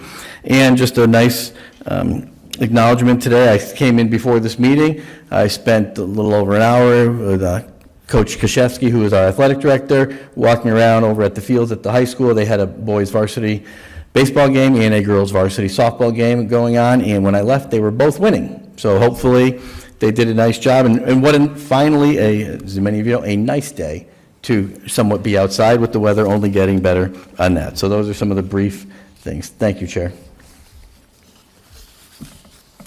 Okay, any other questions? Any more questions, given that? Sweet. Seeing none, moving on to item 8, our consent agenda. I'll look now for, are there any items that a member would wish to remove? Member Childs. So from item A, I did not see the minutes for March 25th in our packet, and I also did not see item B in our packet. So at least I didn't see them in the drive, and I looked for them. If I may, Chair? Yep. You do not have March 25th. When we created the agenda, that's somewhat of a placeholder in case we had those. Those are still being produced, I guess you would say, in that one. And yes, it would be appropriate if you would pull out B, and then I could explain that after. All right, so the new consent agenda is item A with the exception of March 25th and no item B. We'll pull that out. Are there any other items that members would wish to consider separately? Okay, seeing none, I make a motion to approve the consent agenda as Second. presented. All right, we've got a motion and a second. I don't think we do discussion on a consent agenda, so please call the roll. Secretary Webb, I'm a yes. Vice Chair Childs? Yes. Member Deneve? Yes. Member Deitman? Yes. Member Goodwin? Yes. Chair Sexton? Yes. All right, approved unanimously. And now, Superintendent, if you wouldn't mind, item B from that agenda. Thank you. Each year, schools in the Commonwealth of Massachusetts are presumed to be participating in school choice. And if you choose not to participate, a public school system, they have to let the state know by June 1st of each year. We are currently a participant in school choice. This is of accepting students, not sending, right? We have no option in terms of doing anything that way. This is for taking students in from outside of, students who live outside of Greenfield in that sense. So under the school choice laws, as I mentioned, everybody is presumed, all districts are presumed to be participating in it unless you vote not to, in that sense. So it's worded in the positive there because all your motions, as you're probably aware with the rules, need to be worded in the positive. And then if you chose not to do it, you would vote no on that. I would maybe assume, maybe wrongly assume that you've been a participant for years and that you would continue to do that. I would support that in that sense. We do not have to right now tell what exact slots and what exact grades. I printed some different things, but if you look at the school choice list online, you can pull up every city and town in Massachusetts that does it, and many will actually have a line that says, contact the district for the openings, et cetera, like that. So I bring it forward to you. Not so sure if you want discussion or need it, but if we are going to do it, you really don't have to take any action. I guess if you wanted to not do it, you would make a motion to do it, but then vote it down in that sense. I don't know if that makes any sense. I hope it does. It does because of the sort of arcane rules that we're working with. So, given that, would anyone choose to make a motion to bring this up? And with the assumption being is that if you are putting the motion on, because we don't actually have to vote to do it, we have to vote not to do it. But you probably could vote to do it, and that would just be Okay. affirmation. Yeah, it would be an affirmation. Sure. All right, then I look for a motion for that. Are you making the motion? Great. I move that we continue to engage with school choice and follow the superintendent's recommendation for number of seats per grade. Excellent. I would second that. So we have a motion, we have a second. Any discussion? Great. Will you please call the vote? Secretary Webb, I'm a yes. Vice Chair Childs? Yes. Member Deneve? Yes. Member Deitman? Yes. Member Goodwin? Yes. Chair Sexton? Yes. Excellent. Passes unanimously. You're very welcome. And now we are moving on to item 9, school committee reports. Mine's pretty short, but at one of our last meetings, we did have a bit of a a question came up about how we do this particular procedure. I did do some research about exactly how this happens when you are trying to wrap up a discussion and proceed to a vote. You actually, when you are making this, if you're in discussion and you're noticing that the same point is being said again and again, you're like, I wish we could just wrap this up. Some person can make a motion to call the question. That actually does need to be voted on and needs to pass with a 2/3 majority before you proceed to the vote on the motion itself. So that needs to happen, and there's a good reason for why that happens. It's so that if you have a majority of people who have, who look like they're going to vote in a majority, that they can't artificially stifle a minority set of opinion. Everyone needs to at least have the ability to be heard, even if they don't necessarily win the day on the main motion. So that's just for our notes for the future. If that situation comes up again, we will better be equipped for how to proceed. That's my report. Any questions on that? Sweet. Let's move on to budget and finance, please. Okay, in the packet, you've got the short report, and also in the packet, you have the minutes from both of the subcommittee meetings that have happened since our last full one. I won't go into the one in between the budget hearing and budget vote because I think we're budgeted out for at least 3 more days. And the next one was about warrants. Most of the questions were pretty simple. Here's the question, here's the answer. The 2 places where we're still looking for more clarification. One of them was a discussion about district landscaping options that we are waiting to hear back from the administration for how much flexibility we have.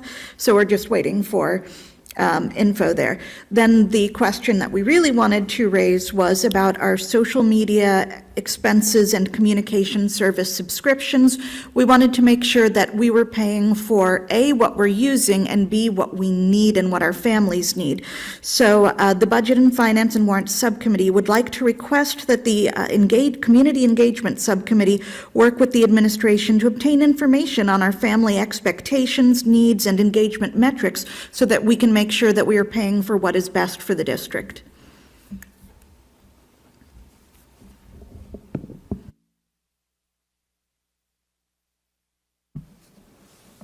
Okay. Thinking through our order of operations for just a minute, that it sounds like a formal request of another body, and that means that we all have to agree and task that separate subcommittee with doing that work. So is that in the form of a motion? Sure. Can you please state it in the form of the motion for the benefit of our recording secretary? Okay.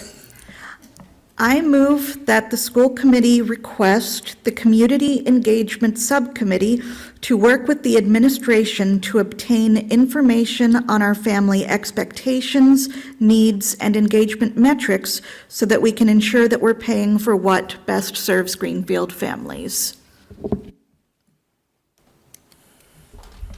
Second. Okay, we have a motion and a second. Discussion.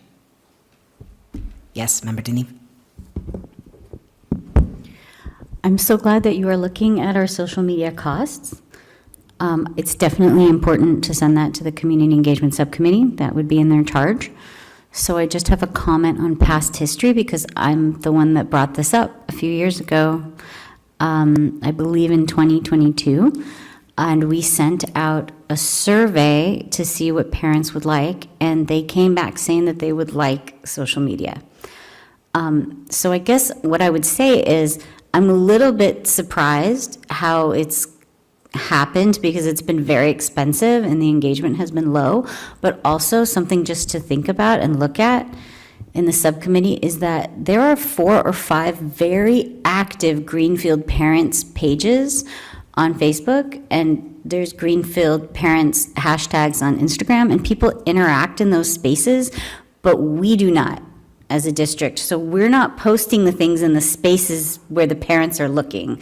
So as a social media user, I could very easily give you all of those pages, and I used to regularly post in them when we had subcommittee meetings and regular committee meetings and things that would come up because I noticed that the district was not interacting in those spaces, and that's where the people are. So when you're ready to look at that, shoot me a message and I'll send you all of the spaces where they are, and that's where we need to be doing the work, and that's why we have no engagement.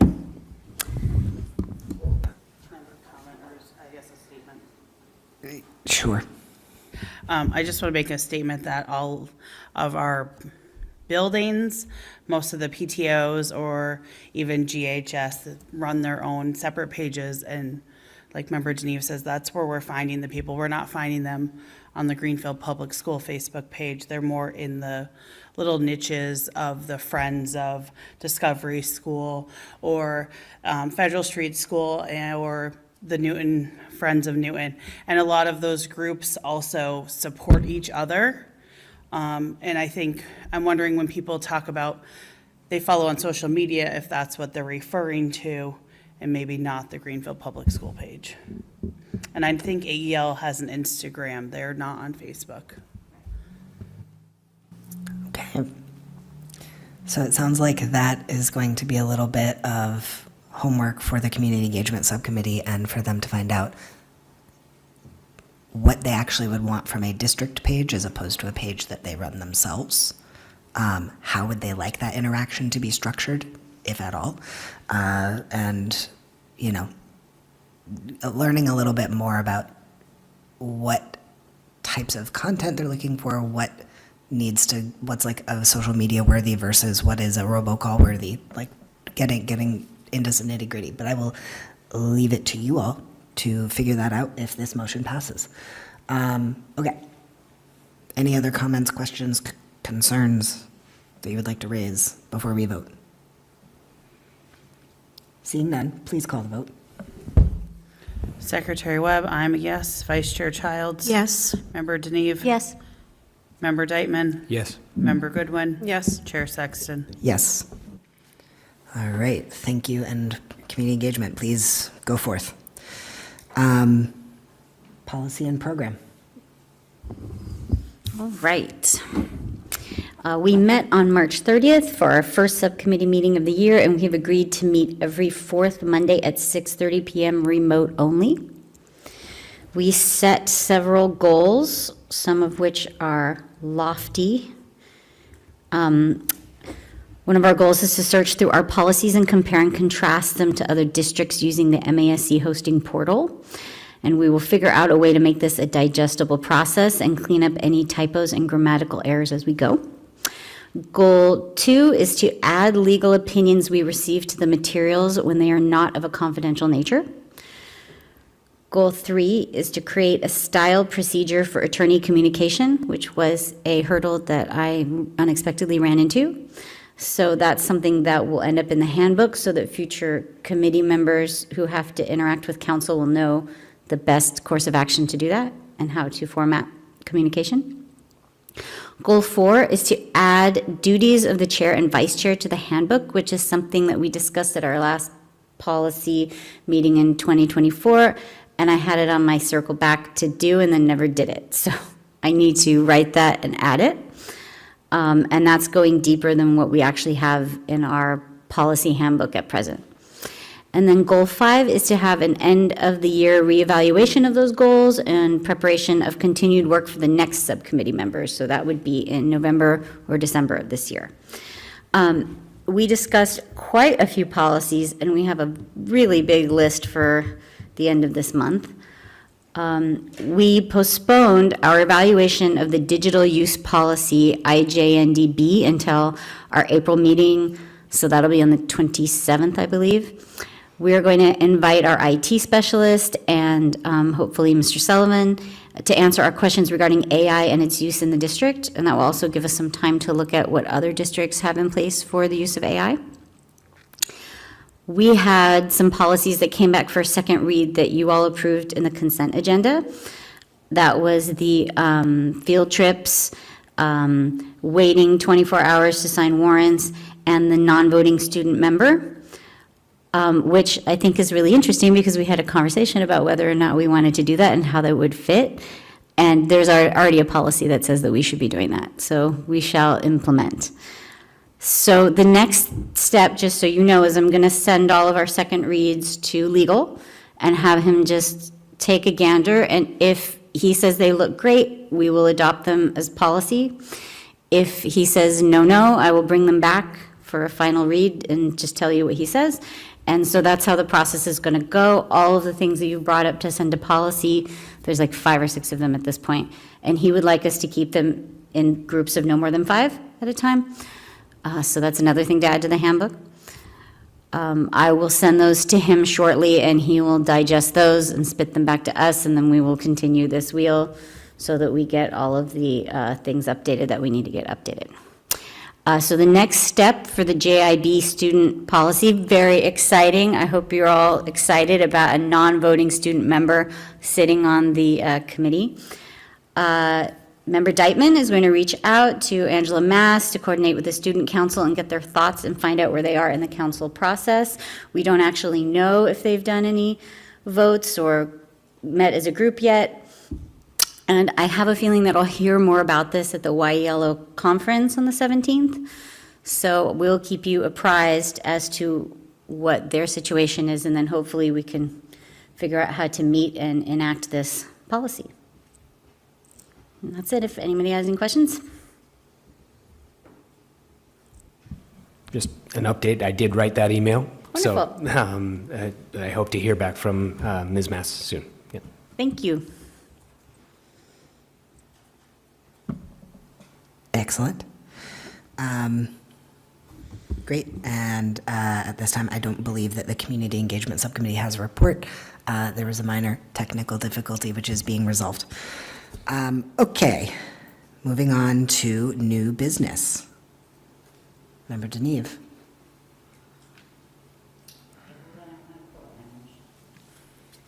Yes. So item A, motion from Member Deneve to have the school committee develop a procedure for drafting, acting upon, and archiving resolutions.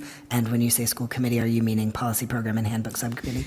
Well, it's funny you should say that because I'm not really sure, but probably yes. I think that that's where it's going to have to go. Mm-hmm.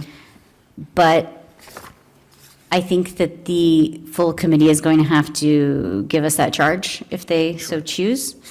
So I bring the motion before everybody. But, okay, so I'll bring that motion and then would you like me to rationale upon discussion or rationale now? I would like you to motivate the motion, and then we can see if that gets a second. Okay.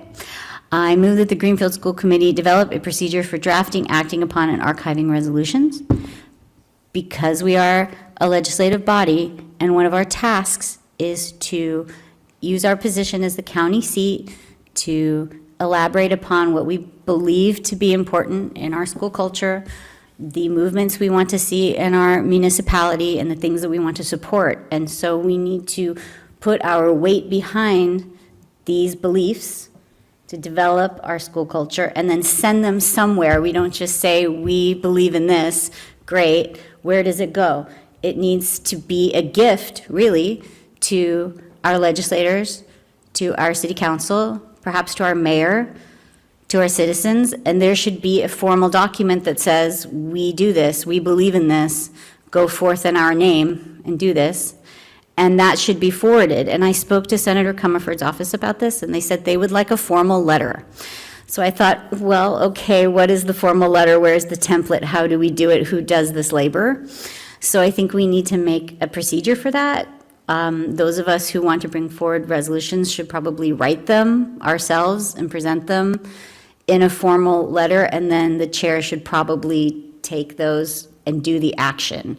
So like the city council would love to have our resolutions that we passed recently so that they could adopt them as well. And the more bodies that put their names to this, the more traction it has, and the more that our legislators can say, hey, we've got all these people in Western Mass that believe this, school committees, city council members, mayors, what have you.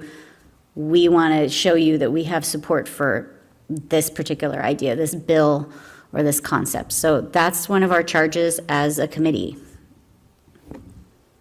Okay, Having heard that rationale, is there a second for this motion? Second. Great. We have a motion. We have a second. Any discussion? I'll just say I think it's a great idea, and I do want policy and programs to do it. Policy and program is happy to do it. It would probably live in the handbook, and maybe we would see if there is already a policy for it and make those two things connect. Wonderful. All right. Please call the roll. Secretary Webb, I'm a yes. Vice Chair Childs? Yes. Member Deneve? Yes. Member Deitman? Yes. Member Goodwin? Yes. Chair Sexton? Yes. Passes unanimously. Woohoo. All right. Item B, motion for Member Deneve to have the school committee support Bill H1399 to modernize retiree Medicare healthcare for municipalities. Sorry, I just closed my window. That's all right. Short motivation, and then we discuss and vote. Okay. Man, these school Chromebooks, they go real slow. All right, this is the Medicare retirees bill? Yes. Okay. I move that the Greenfield School Committee support Bill H1399 to modernize retiree Medicare healthcare for municipalities. This is a gift that we can give to our mayor in these very difficult times. This is an example of how we can put our power behind this idea and give the mayor a formal resolution that says that we support this. And we could also give it to the city council and to Senator Comerford. And it's a bill that proposes allowing municipalities to move Medicare-eligible retirees from traditional group insurance to individual Medicare plans through a health reimbursement arrangement. It aims to reduce municipal costs by 20 to 30% while offering lower monthly premiums for retirees. The bill is currently in the House Ways and Means Committee. So I think that the action that I want is to support the mayor, seek the support of the Greenfield City Council for this, and to send the resolution to Senator Comerford. Okay. Motion, is there a second? Second. All right, motion and second. Is there any discussion? Yes, Member Goodwin. So I'm going to be voting no, and because I've really looked at this, and they haven't answered some really serious questions about what they're going to do. I think I agree with the concept, but the details aren't there. And so as somebody who is a retired educator, I kind of want the details. And so I've been looking for those. I've been reading, probably following this really carefully. And I think it's a reaction to the increase in healthcare. So your retired people don't work for you anymore, so let's do this. So I'm really feeling like the details have not been clear. So I'll be voting no. Thank you. Any other questions, comments? Okay. Seeing none, Member Webb, will you please call the vote? Secretary Webb, I'm going to abstain. Vice Chair Childs? Yes. Member Deneve? Yes. Member Deitman? Abstain. Member Goodwin? No. Chair Sexton? Abstain. Does it pass? Yeah. There were 2 yeses, 3 abstentions, and 1 no, then yes, technically. You sure about that? Yes, because abstaining is the same as not being present. Okay. Okay.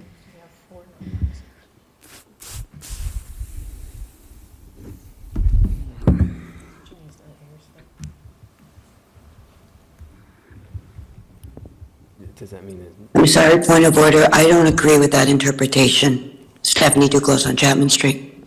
I'm sorry, but members of the public do not have the ability to make points of order. We do have points of order when they regard actual policy in our ordinance. Please refresh yourself on Robert's rules. I'm saying that you might want to look at the interpretation of what an I'm Abstaining vote, sorry. yes, thank you. Thank you. I might ask that we actually table, like, we took this vote, but I might actually ask us to lay this on the table and come back to it again when we have a better sense, unless someone wants to look at Robert's rules right now and get a better understanding for us about what that actually means to have an abstention. I am always for being better at Robert's rules. I would say that the school committee is one of the best bodies in this city using Robert's rules, and I often feel really proud of how aware we are of Robert's rules. I've taken multiple classes on it. So anytime we need to stop and look up Robert's rules to make sure that we fully understand, I fully support that, and I have no problem tabling it. This was something that I thought the mayor would really appreciate, so I don't know if it's time sensitive, but. Yeah, I'm not sure either. One of the reasons that I abstained was because I don't really know a lot about this bill specifically. Support tabling it, because maybe they'll get the details by. Secretary Webb and de facto I also parliamentarian. abstained because I'm not as familiar with this as I would like to be. And I feel like having the mayor here would be very helpful. So I don't know if we can rescind the vote and possibly table this. I think we can. We can vote to rescind the vote. Motion to rescind that vote? Great. Can you call the vote about rescinding the vote? Sure. We love municipality politics and rules. Secretary Webb, I am a yes. Vice Chair Childs? Yes. Member Deneve? Yes. Mayor, she's not here. All right, Member Diteman? Yes. Member Goodwin? Yes. Chair Sexton? Yes, okay. So we have rescinded the vote on item B, and now I would like to say, we're going to put that on our May agenda and revisit. Yes, Nan? Who seconded the motion to rescind the vote? I believe Member Goodwin. Thank you. You're welcome. Okay, we'll come back to that. Item B. Do we have to have a motion to table it? Yes. Sorry. That's all right. It takes us all of 30. In the it's spirit fine. of Robert's rules. And I'm glad that we're rescinding things and changing things, like we should not be afraid to use Robert's rules and flex it. We're flexing our little muscles. Yes. If I may, I am not an expert on Robert's rules, but I think we did hear this at the last meeting, that tabling. Oh, right, postponing, it has to, Okay, you're so yes. right, you're so right. We have to postpone, not table. That's right. Great. We are postponing and not tabling because at the end of a meeting, if it's on the take it table, back up, the table yeah. gets wiped clean. Yeah, the table So- gets turned. It's postponed till our May meeting. Very good. I think that I might actually have the ability to just do that. I do not know that. Do we want to look that up and learn? We will look that up and learn, and for now, we'll vote. Please call the vote about postponing. Who seconded I have Member Deneve as the motion to postpone. I'll second it. Thank you. Very good. Thank you, Dan. Please call the vote about postponing this item to our May agenda. Secretary Webb, I'm a yes. Vice Chair Childs? Yes. Member Deneve? Yes. Member Diteman? Yes. Member Goodwin? Yes. Chair Sexton? Yes. Thank you. Excellent. Moving on. Item C, motion for Member Deneve to have the school committee support Bill H 560/S391 about climate literacy brought to us by Mass Audubon Statewide Youth Climate Leadership Program. Sorry, me again. All right, so this came to me from an email from a constituent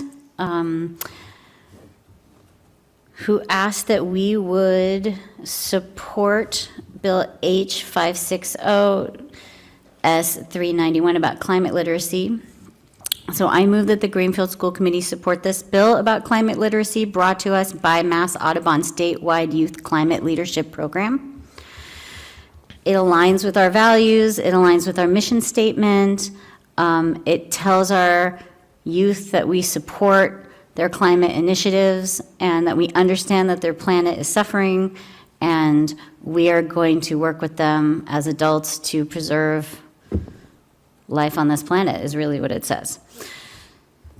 So I think that it's really lovely that the Mass Audubon, I'm going to get their whole thing correct, that their Mass Audubon statewide youth climate leadership program contacted us. That's really nice. That means that they understand that we're a body that can lend support, and the email did say that they understood that we have a sustainability club at the high school and that they have worked with Greenfield students on these projects. So that's why I brought it forward at the behest of this group. Great, thank you. We have a motion. Is there a second? I will second this. Discussion. I see you, Member Goodwin. A, is there a cost? And B, do they have a structured curriculum that they want us to use, or is it up to us? I am not sure that I can answer that question, but I could forward you this constituent's email, and you could ask them personally those questions if you like. I think that what they're gathering is support statewide from many school committees that they've worked with in Western Massachusetts particularly, maybe. That's what I got from the email, but I can forward that to you and you can pursue those questions, but I think that they're just looking to gather as much support as possible. Okay. Yes, to my knowledge, because this is supporting legislation, not necessarily supporting a mandate for us that we would enact at this exact moment. There's not a specific curriculum. This is sort of supporting a broad, like, as another state sort of initiative. It comes from Rep. That I'm sure Dom. then would go through another 3 or 4 years of implementation, regulation, promulgation, that sort of thing. So this is not something that we will have to turn around in the fall. What we would be doing really is just supporting our Amherst neighbors and Representative Dom of Amherst and saying, hey, your neighbors also support similar things and we stand with you in solidarity. Often these resolutions are just that. It's not really anything more than showing solidarity and support in a formal way. But it is our charge as a body. Okay. For information, I'm looking at the text of the bill right now, and Okay. it calls for creating a fund, for creating a separate fund known as the Interdisciplinary Climate Literacy Trust Fund. So this is all a state-level initiative. So the state's making the fund. Yes, that's what the bill calls for the state to create the fund. Yes. Great, thank you. Any further discussion on this item before we vote? Okay, please call the roll. Secretary Webb, I'm a yes. Vice Chair Childs? Yes. Member Geneve? Yes? Member Deitman? Yes. Member Goodwin? Yes. Chair Sexton? Yes. All right, passes unanimously, thank you. Item D, I just had a quick question about, because I was pretty sure that at our last meeting, we actually we did this one already, and we empowered Nan and the superintendent to do their thing, and I believe they've started doing it. Great. Could we just get like in May, could we get just, how's that going? Yes. In May. Perfect, yeah, you got time, no worries. So moving on, I think we can get this last one done and take a break before we go to old business. E, I would like to make a motion that we dissolve the redistricting and reorganizing ad hoc subcommittee. Second. This is a formal, okay. We've got a second, just a little bit of rationale. This is the pre-existing body to do essentially what I'm asking us to do in item A under old business. And so in order to do the correct procedure, we dissolve one in order to bring another forward. Could you read the motion fully? Yes. I move that we dissolve, that the school committee dissolve the redistricting and reorganizing ad hoc subcommittee. If we do that, then that entity, that named entity, no longer exists. And then we can choose to have something come in its place that is roughly equivalent, which is item A under old business. Or if we don't do item A, then we don't have a body that does that kind of work at all. Or if we choose to not dissolve, then that body would still exist, and we would need to double check that the members who were part of it last time, which I believe were Member Deneve, myself, and the mayor, would still be willing to serve on that, but like there would be we would see if that is still functional and viable, and if its mission is still aligned with what we need currently. So that's the consequence of the vote. We either dissolve it and move on and do something new, which is related but a little different, or we don't dissolve it and we proceed from there. So just to give a sense. So I've made the motion to dissolve the redistricting and reorganizing ad hoc subcommittee. Second. We've got a second discussion. I think we already had a second. Oh, sorry. Oh, sorry. We had a second. Discussion. Yes. Sorry, Member Goodwin, Member Deneve. I think that the ad hoc was a good start, but now we need to look at all of the different options that are out there. I mean, so many people are having conversations about buildings and, declining enrollment. We're not alone. And I think there are people who've been talking the talk for 10 years and looking at all of the bigger picture of our county. And I think we need to be part of those conversations. This was looking at within. I think it's not just within. We need to look at our neighbors as well. I mean, there's different ways to stand by your neighbor. And the one thing I've learned by subbing at a high school is all these children know each other. They are friends. It doesn't seem to matter where they go to school. So I would say I'm a yes for dissolving it, because I think we're going to end up creating something that's bigger than that.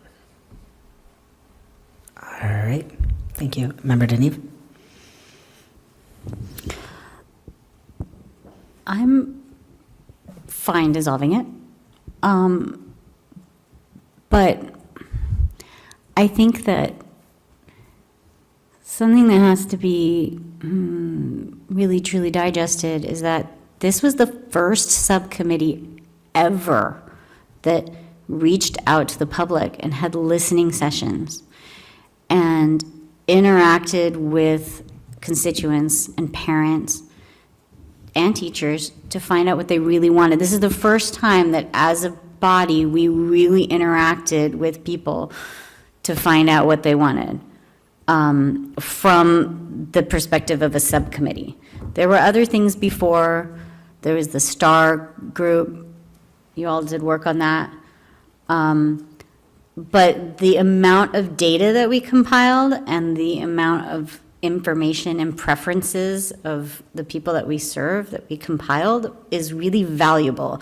And when I talk to people about redistricting, there's this feeling of like, oh, well, that was just like stuff you just did and we don't care what that was. And so it's really left behind all of that work. And that kind of makes me really sad, because we gathered a lot of good information and we really heard where people were coming from. So I would say that as this new entity moves forward, to make sure that you get that information before you begin, because we have sort of this history, I've noticed, of collecting information and then nobody knows where it went, nobody compiled it, and nobody has put it out there for the public. So we really were diligent about compiling that information, and it is there, and there are outlines and information and bus routes and walking routes and lines, school boundary lines. All of that was done, and it is all compiled and available, and so do not turn away from that information, because a good portion of the work is already done for you, and you could build upon that in a new way. And Do not reinvent the wheel. Noted. Thank you. Any other comments, discussion? Seeing none. Member Webb, will you please call the vote?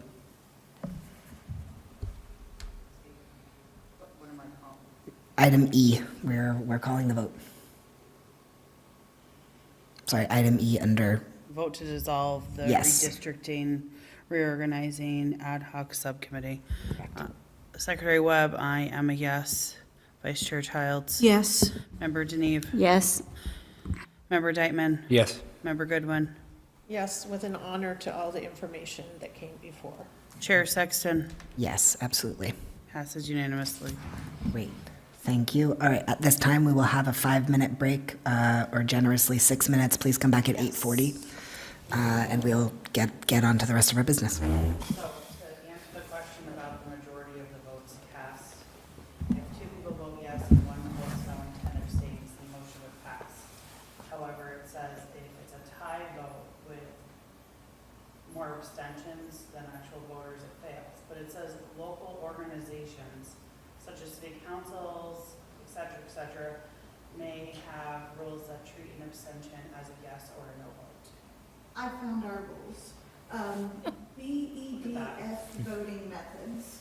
All actions will require a majority vote of all members present and voting, except as state law, Robert's Rules of Order, newly revised, or policies of this committee require a larger majority. A majority of members of the school committee will constitute a quorum. So it's ambiguous. Yeah. The stuff I see says it would pass. Yeah, NASC says if you abstain, it's like you're not there. They use those words and they. But it says if it's a tie vote, so if it was like 2 no's and 2 yeses and 3 abstentions, it would fail. But if we go with the not there, then 4 people aren't there, so you don't have a We quorum, don't have a quorum of 3 votes. because the mayor's not here. So I was just,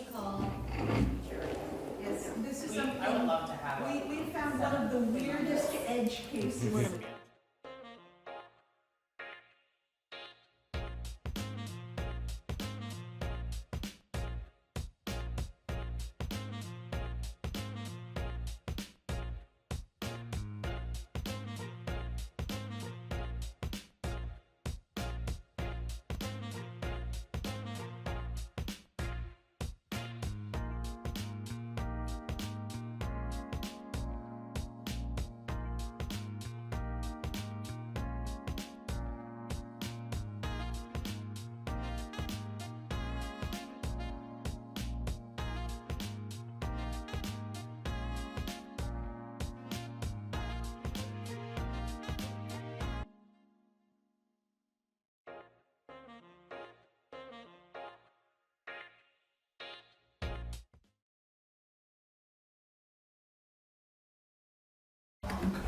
All right.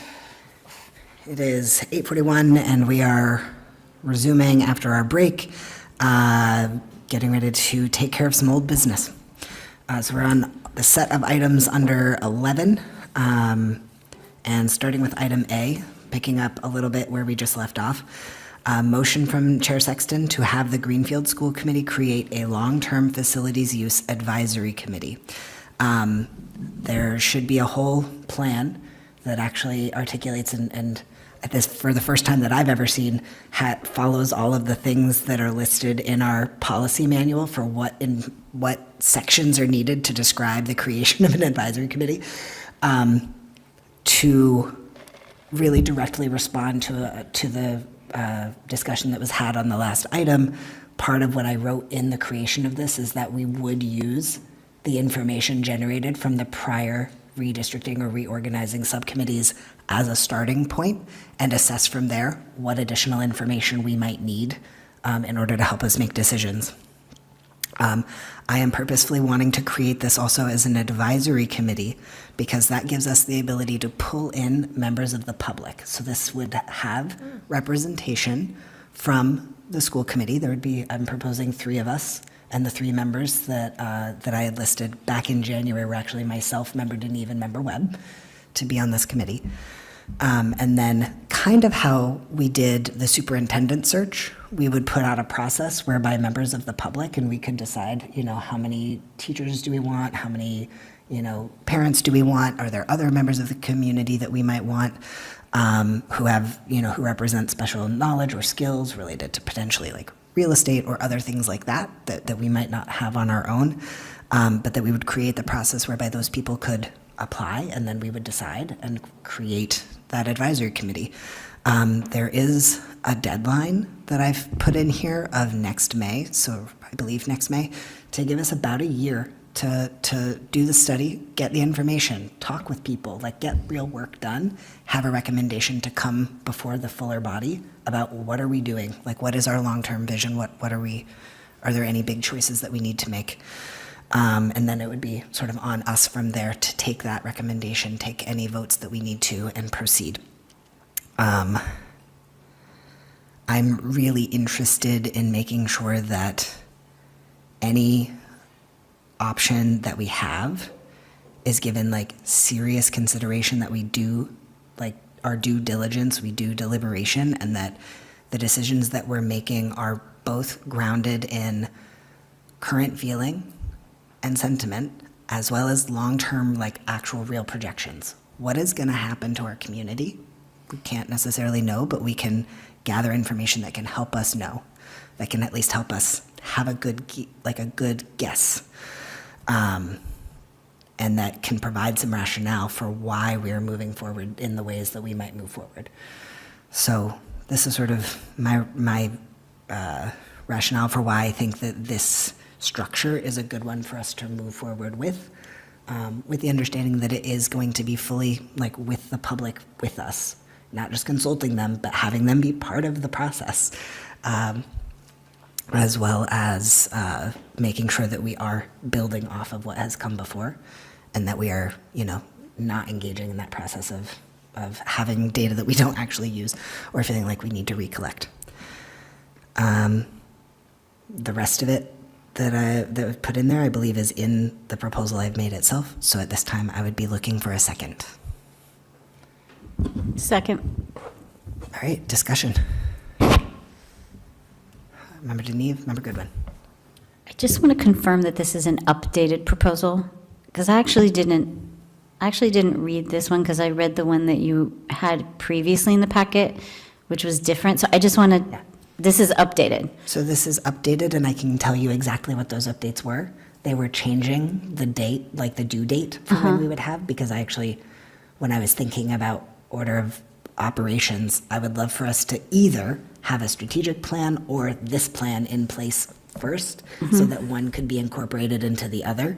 And I figured we can get this to come first, and then give ourselves like the rest of 2027 to work on a strategic plan. The other thing that I believe that I updated was adding in having a dedicated thing that we want to know about be regionalization. So there are a few things that I name in here that I would like us to, like, I don't know exactly how we will organize this in our advisory group, but potentially that looks like a task force of 2 or 3 people that goes and does research and presents to us as an advisory committee, and then we sort of summarize all of that and bring it here. About, I think regionalization is one. There's some specific language in there about building closures or even like building new buildings, if that is essentially not committing to anyone at this time, but doing the legwork that we know we're going to need to do to make an informed decision. And then sifting through all of that, saying we think that this might be our best fit moving forward, and then we bring that recommendation back here in about a year. I really appreciate you explaining that, and I'm sorry that I didn't read this, because I was like, it's the same thing as the one that I read before. So I've got it now. I've got it now. Okay, because I was reading the other one, and you had something about a 2-year thing, and I was like, I wasn't sure. So I'm glad that thank you for referencing the policies, and I want my motion templates to look as nice.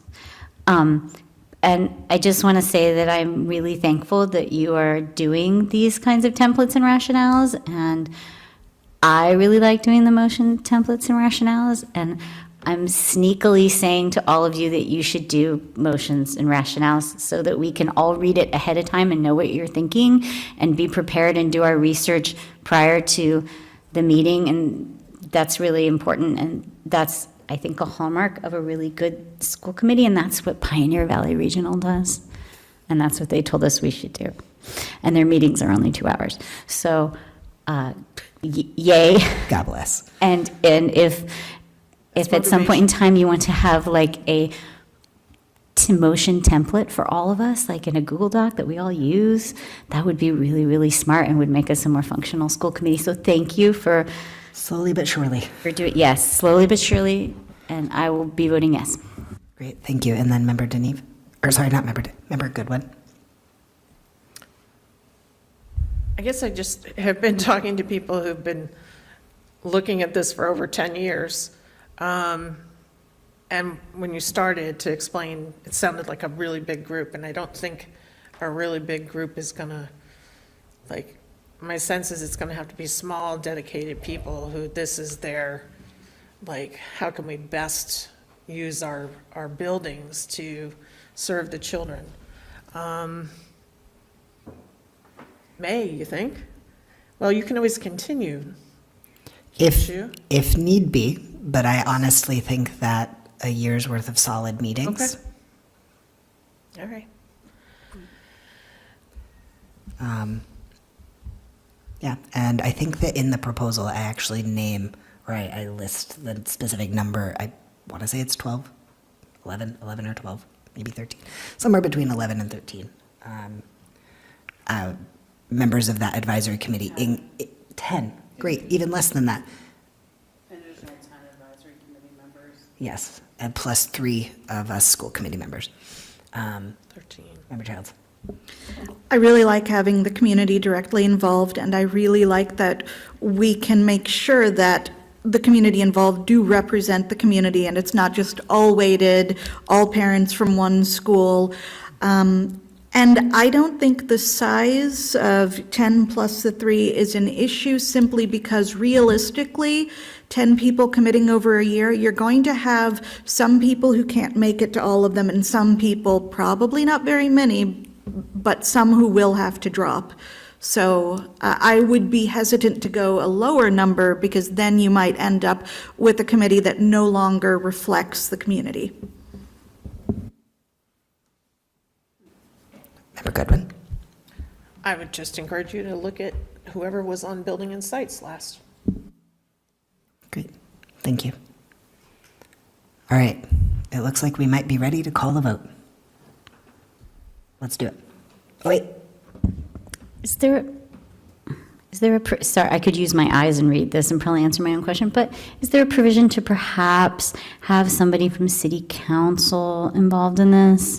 I think that would be really helpful if somebody from Ways and Means or capital planning would be involved in this. I don't know if you have a liaison in mind.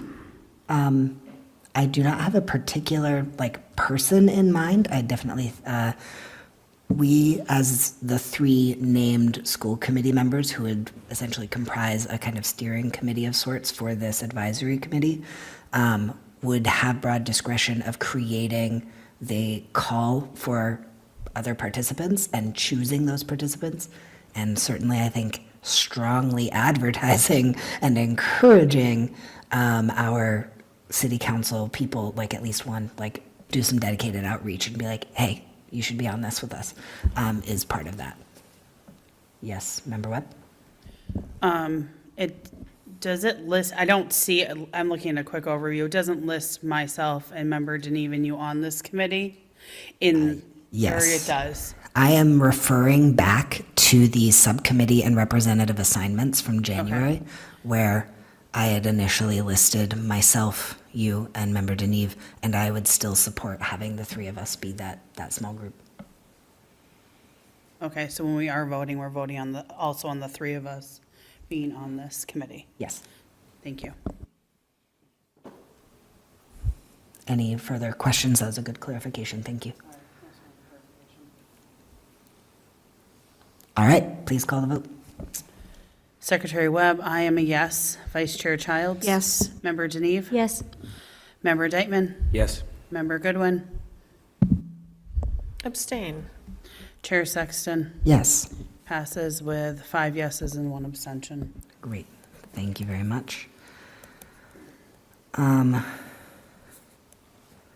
This next item, item B, is a discussion about if and how to proceed with mediation or conflict resolution for us as a body. You might remember that we did vote to sort of engage in a contracting process, but then discovered that the executive session rationale that we wanted to use to make sure that we were having these kinds of discussions amongst ourselves in private, because I don't think being in the public would have suited actually having good discussions. So we were not able to proceed in that way. We have done some further digging about like ways that we might structure this so that it's not, it wouldn't be a formal mediation, but it could be a place for us to generally talk about the relationship that we have as members together, which I think is honestly good practice. And I think any healthy partnership or group should talk about how they're doing as a group at least once a year. I mean, I do this in my own like friendships and other groups that I am part of that are not necessarily based in friendship, but are based in common goal and aim, which we do share, a common aim and a common goal to steward the resources of our schools, our school district. And so, you know, given that, I would like to just ask the question, is this something that we as a group would still like to try to pursue? One, and then if so, how would we like to do it? So, for this particular item, I would love to open it up and have more of a free discussion. I'm still happy to keep stacked to make sure that no one's talking over other people, but yeah. So, if, yes, no. If so, how do we want to do it?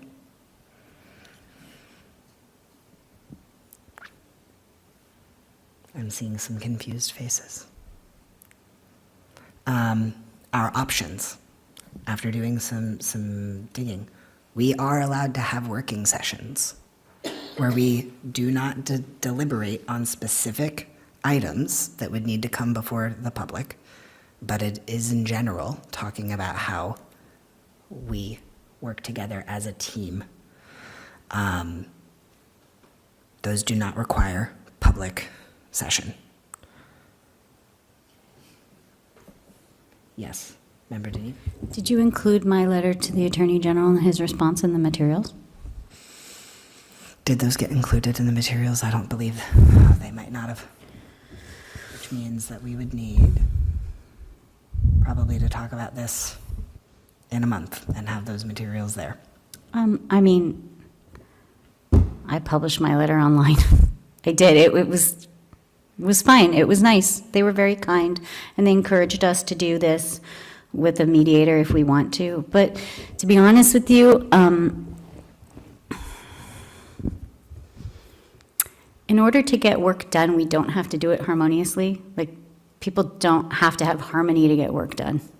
You can get work done in conflict, and like if like all the negative emotions, if like anger and conflict and passion is what gets a fire under our asses to work for the students, then so be it. Like, I'm not afraid of conflict with any of you all, so like bring it if you want. It doesn't bother me. If that's what makes us work, then great, because I've been trying the harmony road for like a long time and it doesn't work. So maybe as a body we don't need that, but also I have learned the lesson recently that you don't have to like, agree with, or trust the people around you in order to get work done.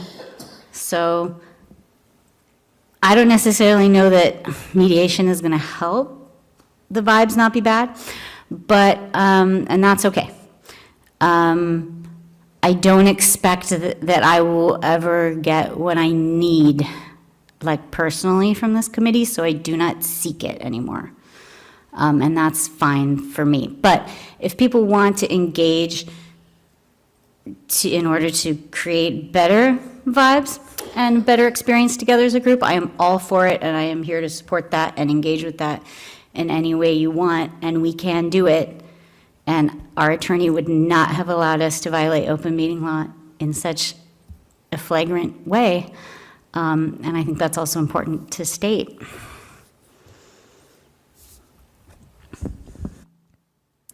Great.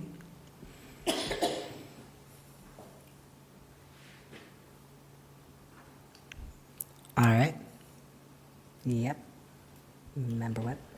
I'm just going to say that I feel that as a committee, we have definitely done a lot of work since January without mediation involved. And I think a lot of members I think everyone is doing their best to put their best foot forward.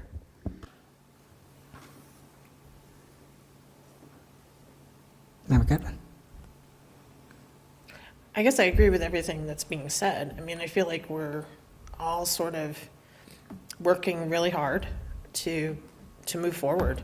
So, I mean, I Great. haven't even thought about this. I mean, when I saw it, I was kind of like, I forgot all about it. So, sorry. I actually love to hear that. I will just say that from my experience tonight, I haven't felt bad vibes. Tonight has actually been kind of nice. And I feel like that has been the case for our meetings for the past, maybe with one exception, for our past couple of meetings. But even then, to the point, conflict in and of itself is not a problem. Like, people are going to have conflict when we have differing opinions. That's not an issue. Making sure that we do have the kinds of processes to resolve and then continue productive collaboration during and after conflict, that is important to me. But if I'm hearing that folks feel like we actually are fine and that we have these mechanisms in place, they are being utilized, and folks are feeling great, then that delights me, and I would say let's move on. Are there any other people who would like to make a comment? Or have like strong feelings, or? All right, Member Childs and then Member Denise. I agree with what's been said. If we feel the need for team building or direct conflict, I have a really big video game library, and I am happy to set something up for us. Excellent. Member Denise? I mean, I'm not like into spilling tea, but if I came to mediation, I would come with screenshots. Like, I have screenshots of abusive and harassing behavior from members. So, like, I can live with that. I'm an adult, but, like, that kind of stuff shouldn't happen. It shouldn't happen. I shouldn't have that, but I do. So, like, if me saying this right now means that it won't happen again, then great. But if it continues, then I'm going to pursue mediation, because I don't want that to happen, not just to me, but to anybody on the committee. So I guess if we could cast our minds back to our training with Liz LaFond, who said, like, don't spread rumors and say nasty things about people online, that would be great. And maybe, like, we could be a more mature body, because it reflects on all of us, and it causes, like, not just hurt feelings, but damage. So we're all on a path together. We're moving forward. We can conflict. We don't have to like each other, but, like, civility is really important. And we've seen incivility, but we've also done more work than I've ever seen this committee ever do before, like, ever. Like, we're doing massive amounts of work. So, like, I commend us for that, but, like, let us be good examples to our students about the things maybe not to do to each other. That would be great.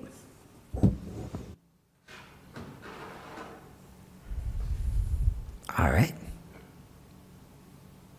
Thank you. Yep.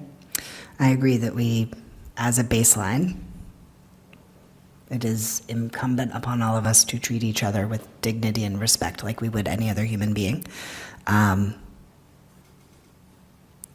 And in the absence of people wanting to specifically resolve things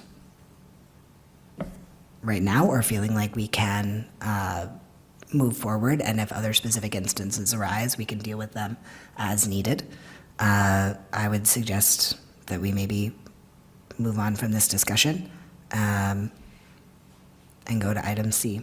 I really appreciate everyone for sharing their perspective. And appreciate this committee and its willingness to move forward and get work done on behalf of our students and our community. So thank you all for that. Let's set some meeting dates for our budget. We don't need to do that. Do we need to do that? No, I've been in constant communication with the mayor's office, and they're working with the city council office, if that makes any sense to you. And they do not have dates yet from the city council in terms of what order of things would be happening on what dates. Okay. They're going to be presented with the budget on April 22nd. They believe most things would be happening in May and June. So once we get those, they are working on that right now. Once we get those, we'll be in contact with everybody. If there are additional dates in May that we may have to discuss and or pass or do things with the budget. So nothing tonight. Great, thank you. I actually would like to postpone item D again, mostly because I think I was supposed to be bringing this as trying to resolve something that was brought up under the last chair, but I actually need to refresh my own self on what we're actually doing with that motion before I present it to you.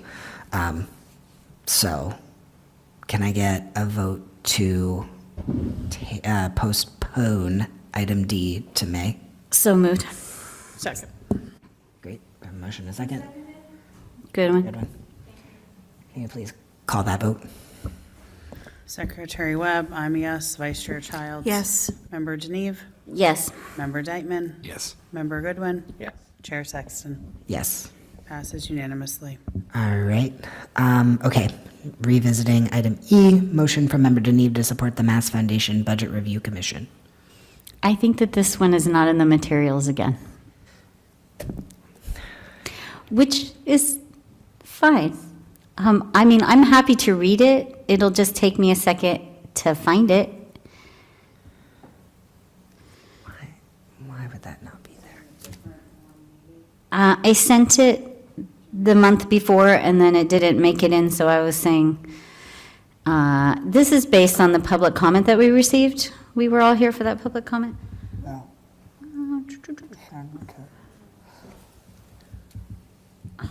It's like lost in my drive.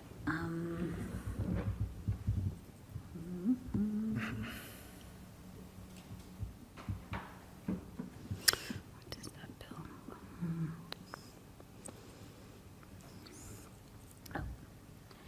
Oh.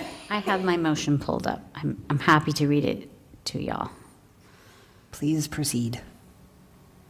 Okay. I move that the Greenfield School Committee create a resolution to convene a new Massachusetts Foundation Budget Review Commission, and then send that resolution to the City Council for approval and send it to Comerford. So this came from a public comment about the Massachusetts Foundation Budget Review Commission, which was created in 2014 to evaluate and recommend updates to the Chapter 70 school funding formula. So this is about revisiting Chapter 70.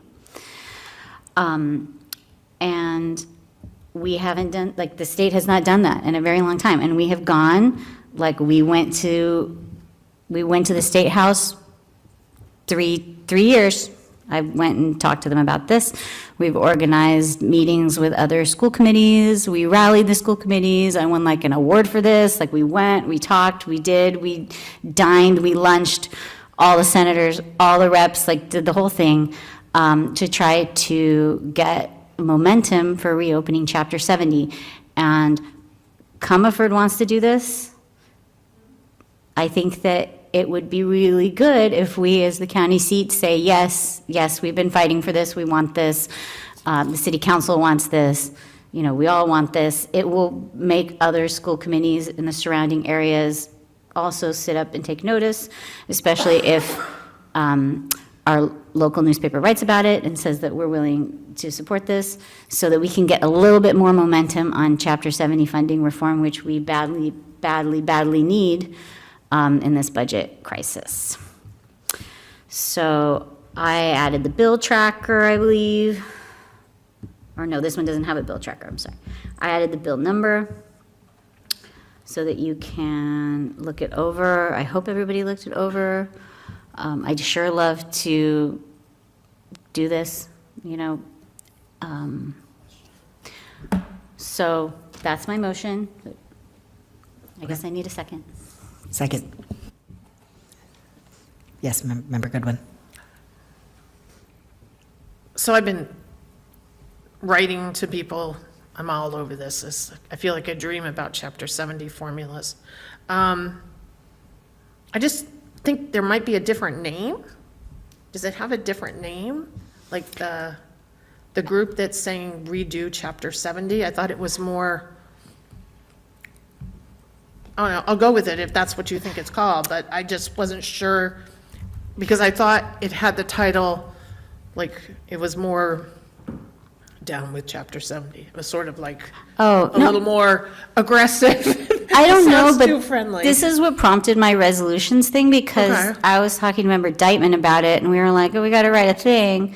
And I sent a letter to Senator Comerford, and she's like, please write a thing, write the thing on All a writing formal thing. thing, put your like header on it and GPS on it, and like do the thing. And we had no like formal way to do that. So I was like, oh, okay, so here we are trying to do this stuff, we don't have a way to do it. So this is the very first one that bumped me up against that. But when I wrote to them, I used Foundation Budget Review Commission, and they wrote back and were like, yeah, the Foundation Budget Review Commission. And in public comment, they used that. So if there's another name that you're used to, like, send it over, or if you want to write the resolution and or do this labor, great. I just would love the word equity after budget, because that's the whole issue, that Chapter 70 is not equitable to all school districts. So it's an equity issue for me. Well, it would be great if you were interested in writing it or like adjusting it, because we've done a lot of this. Well, let's just go with what it is, and I will continue to write things to everybody about the bad math they're doing. And I think it's also important to lend our voice to this, because we're not a rural school. No. And we're that in-between district, and so we're not going to benefit from the rural schools built. But yet we go and we support our sister districts who will benefit, because rising tide lifts all boats. But we also need to advocate for ourselves, and so that's going to come through Chapter 70. So that's my rationale. Senator Comerford today sent an email that said she had gotten money for Greenfield. Right, the supplemental budget of $250,000. So I was I going to guess ask you about that. My question was, that go to us or to the mayor?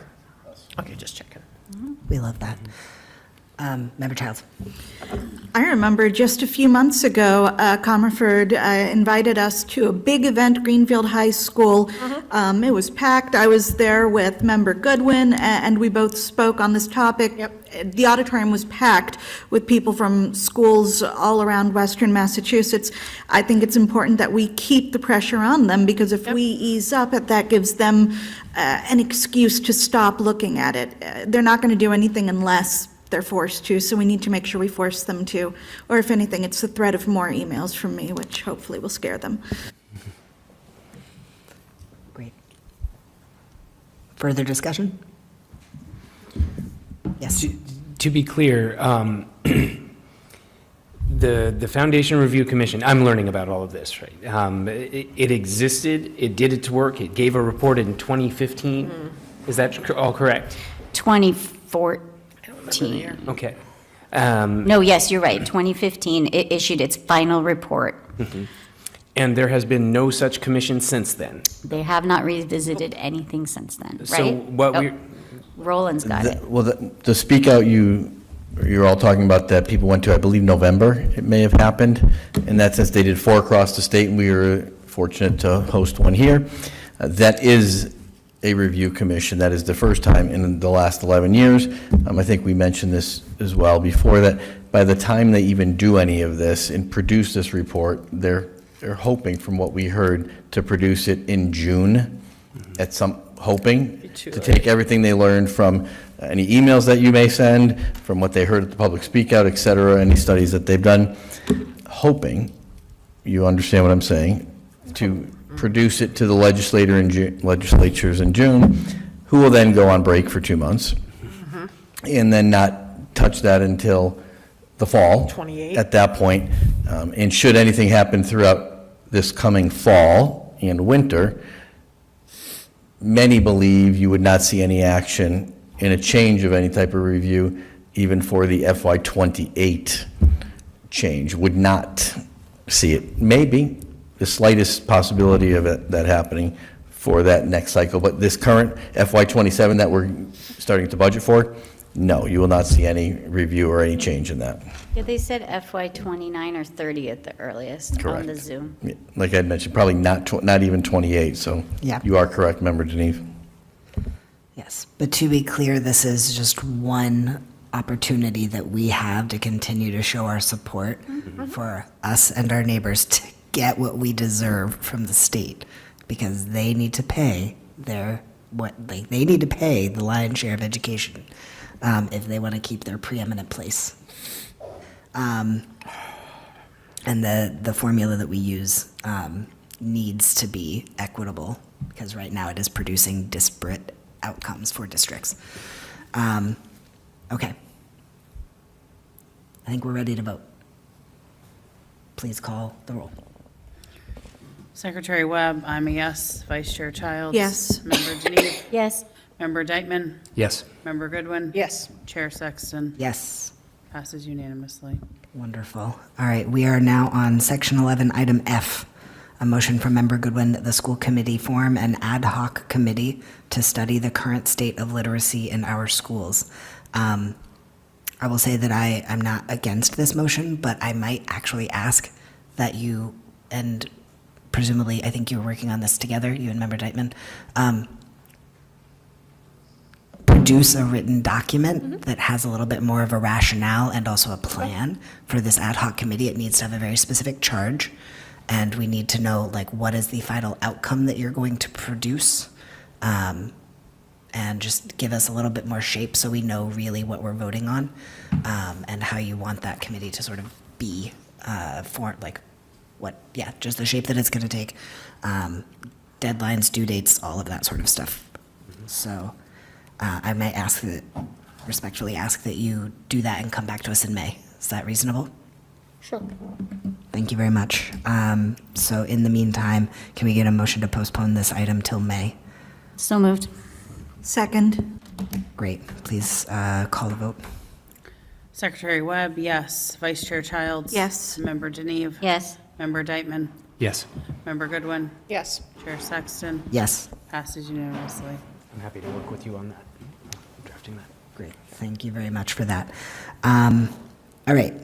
Item G, motion from Vice Chair Childs to revise policies BEDH, public comment at school committee meetings, and BEDHE, guidelines for public comment, to remove reference to address and replace it with relationship to the schools. Well, first, thank you to whoever looked up the specific policies, because I was just vague. This is going back to what Liz LaFond said about best practices, and also it's really invasive to ask someone their address and not as useful as asking them how they are related to the school, be that Greenfield community member, educator, family. So I think it's pretty straightforward.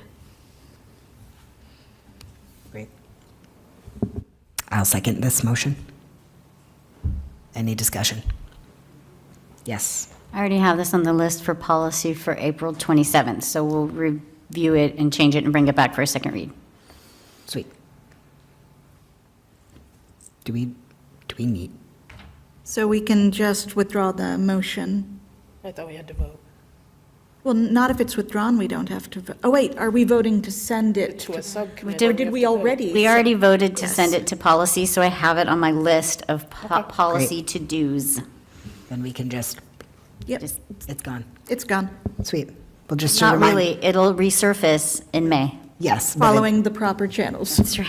Perfect. Okay. Same with H. Same with H, so that's already. Same with H, yep, I I don't have it know on the why these list. are continuing to be like this. So they're being handled. Okay, so then we can move on to number 12, a vote to enter executive session pursuant to Mass General Law, Chapter 30A, subsection 21A2, to conduct strategy sessions in preparation for negotiation with non-union personnel, or to conduct collective bargaining sessions or contract negotiations with non-union, blah, blah, blah, non-union personnel. And item 3, to discuss strategy with respect to collective bargaining or litigation if an open meeting may have a detrimental effect on the bargaining or litigating position of the public body and the chair so declares. I do declare. The committee will return to open session to do the vote that you see as item 13. So, looking for a vote. Second? No, vote. I think we just vote to enter executive session. So moved. Great. Second? Move, second, whatever. Please call the vote. Secretary Webb, yes. Vice Chair Childs? Yes. Member Deneve? Yes. Member Dykman? Yes. Member Goodwin? Yes. Chair Sexton? Yes. Passes. All right, we are entering executive session at 9:19. We will return to open session.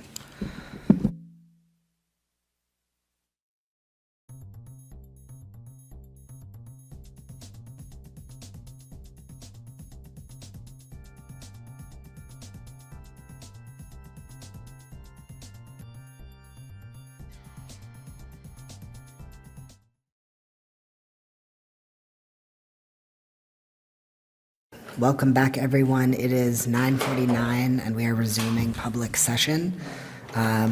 Moving along to item 13, a vote to instruct the chair to sign the memorandum of agreement from the Greenfield Education Association. So moved. Second.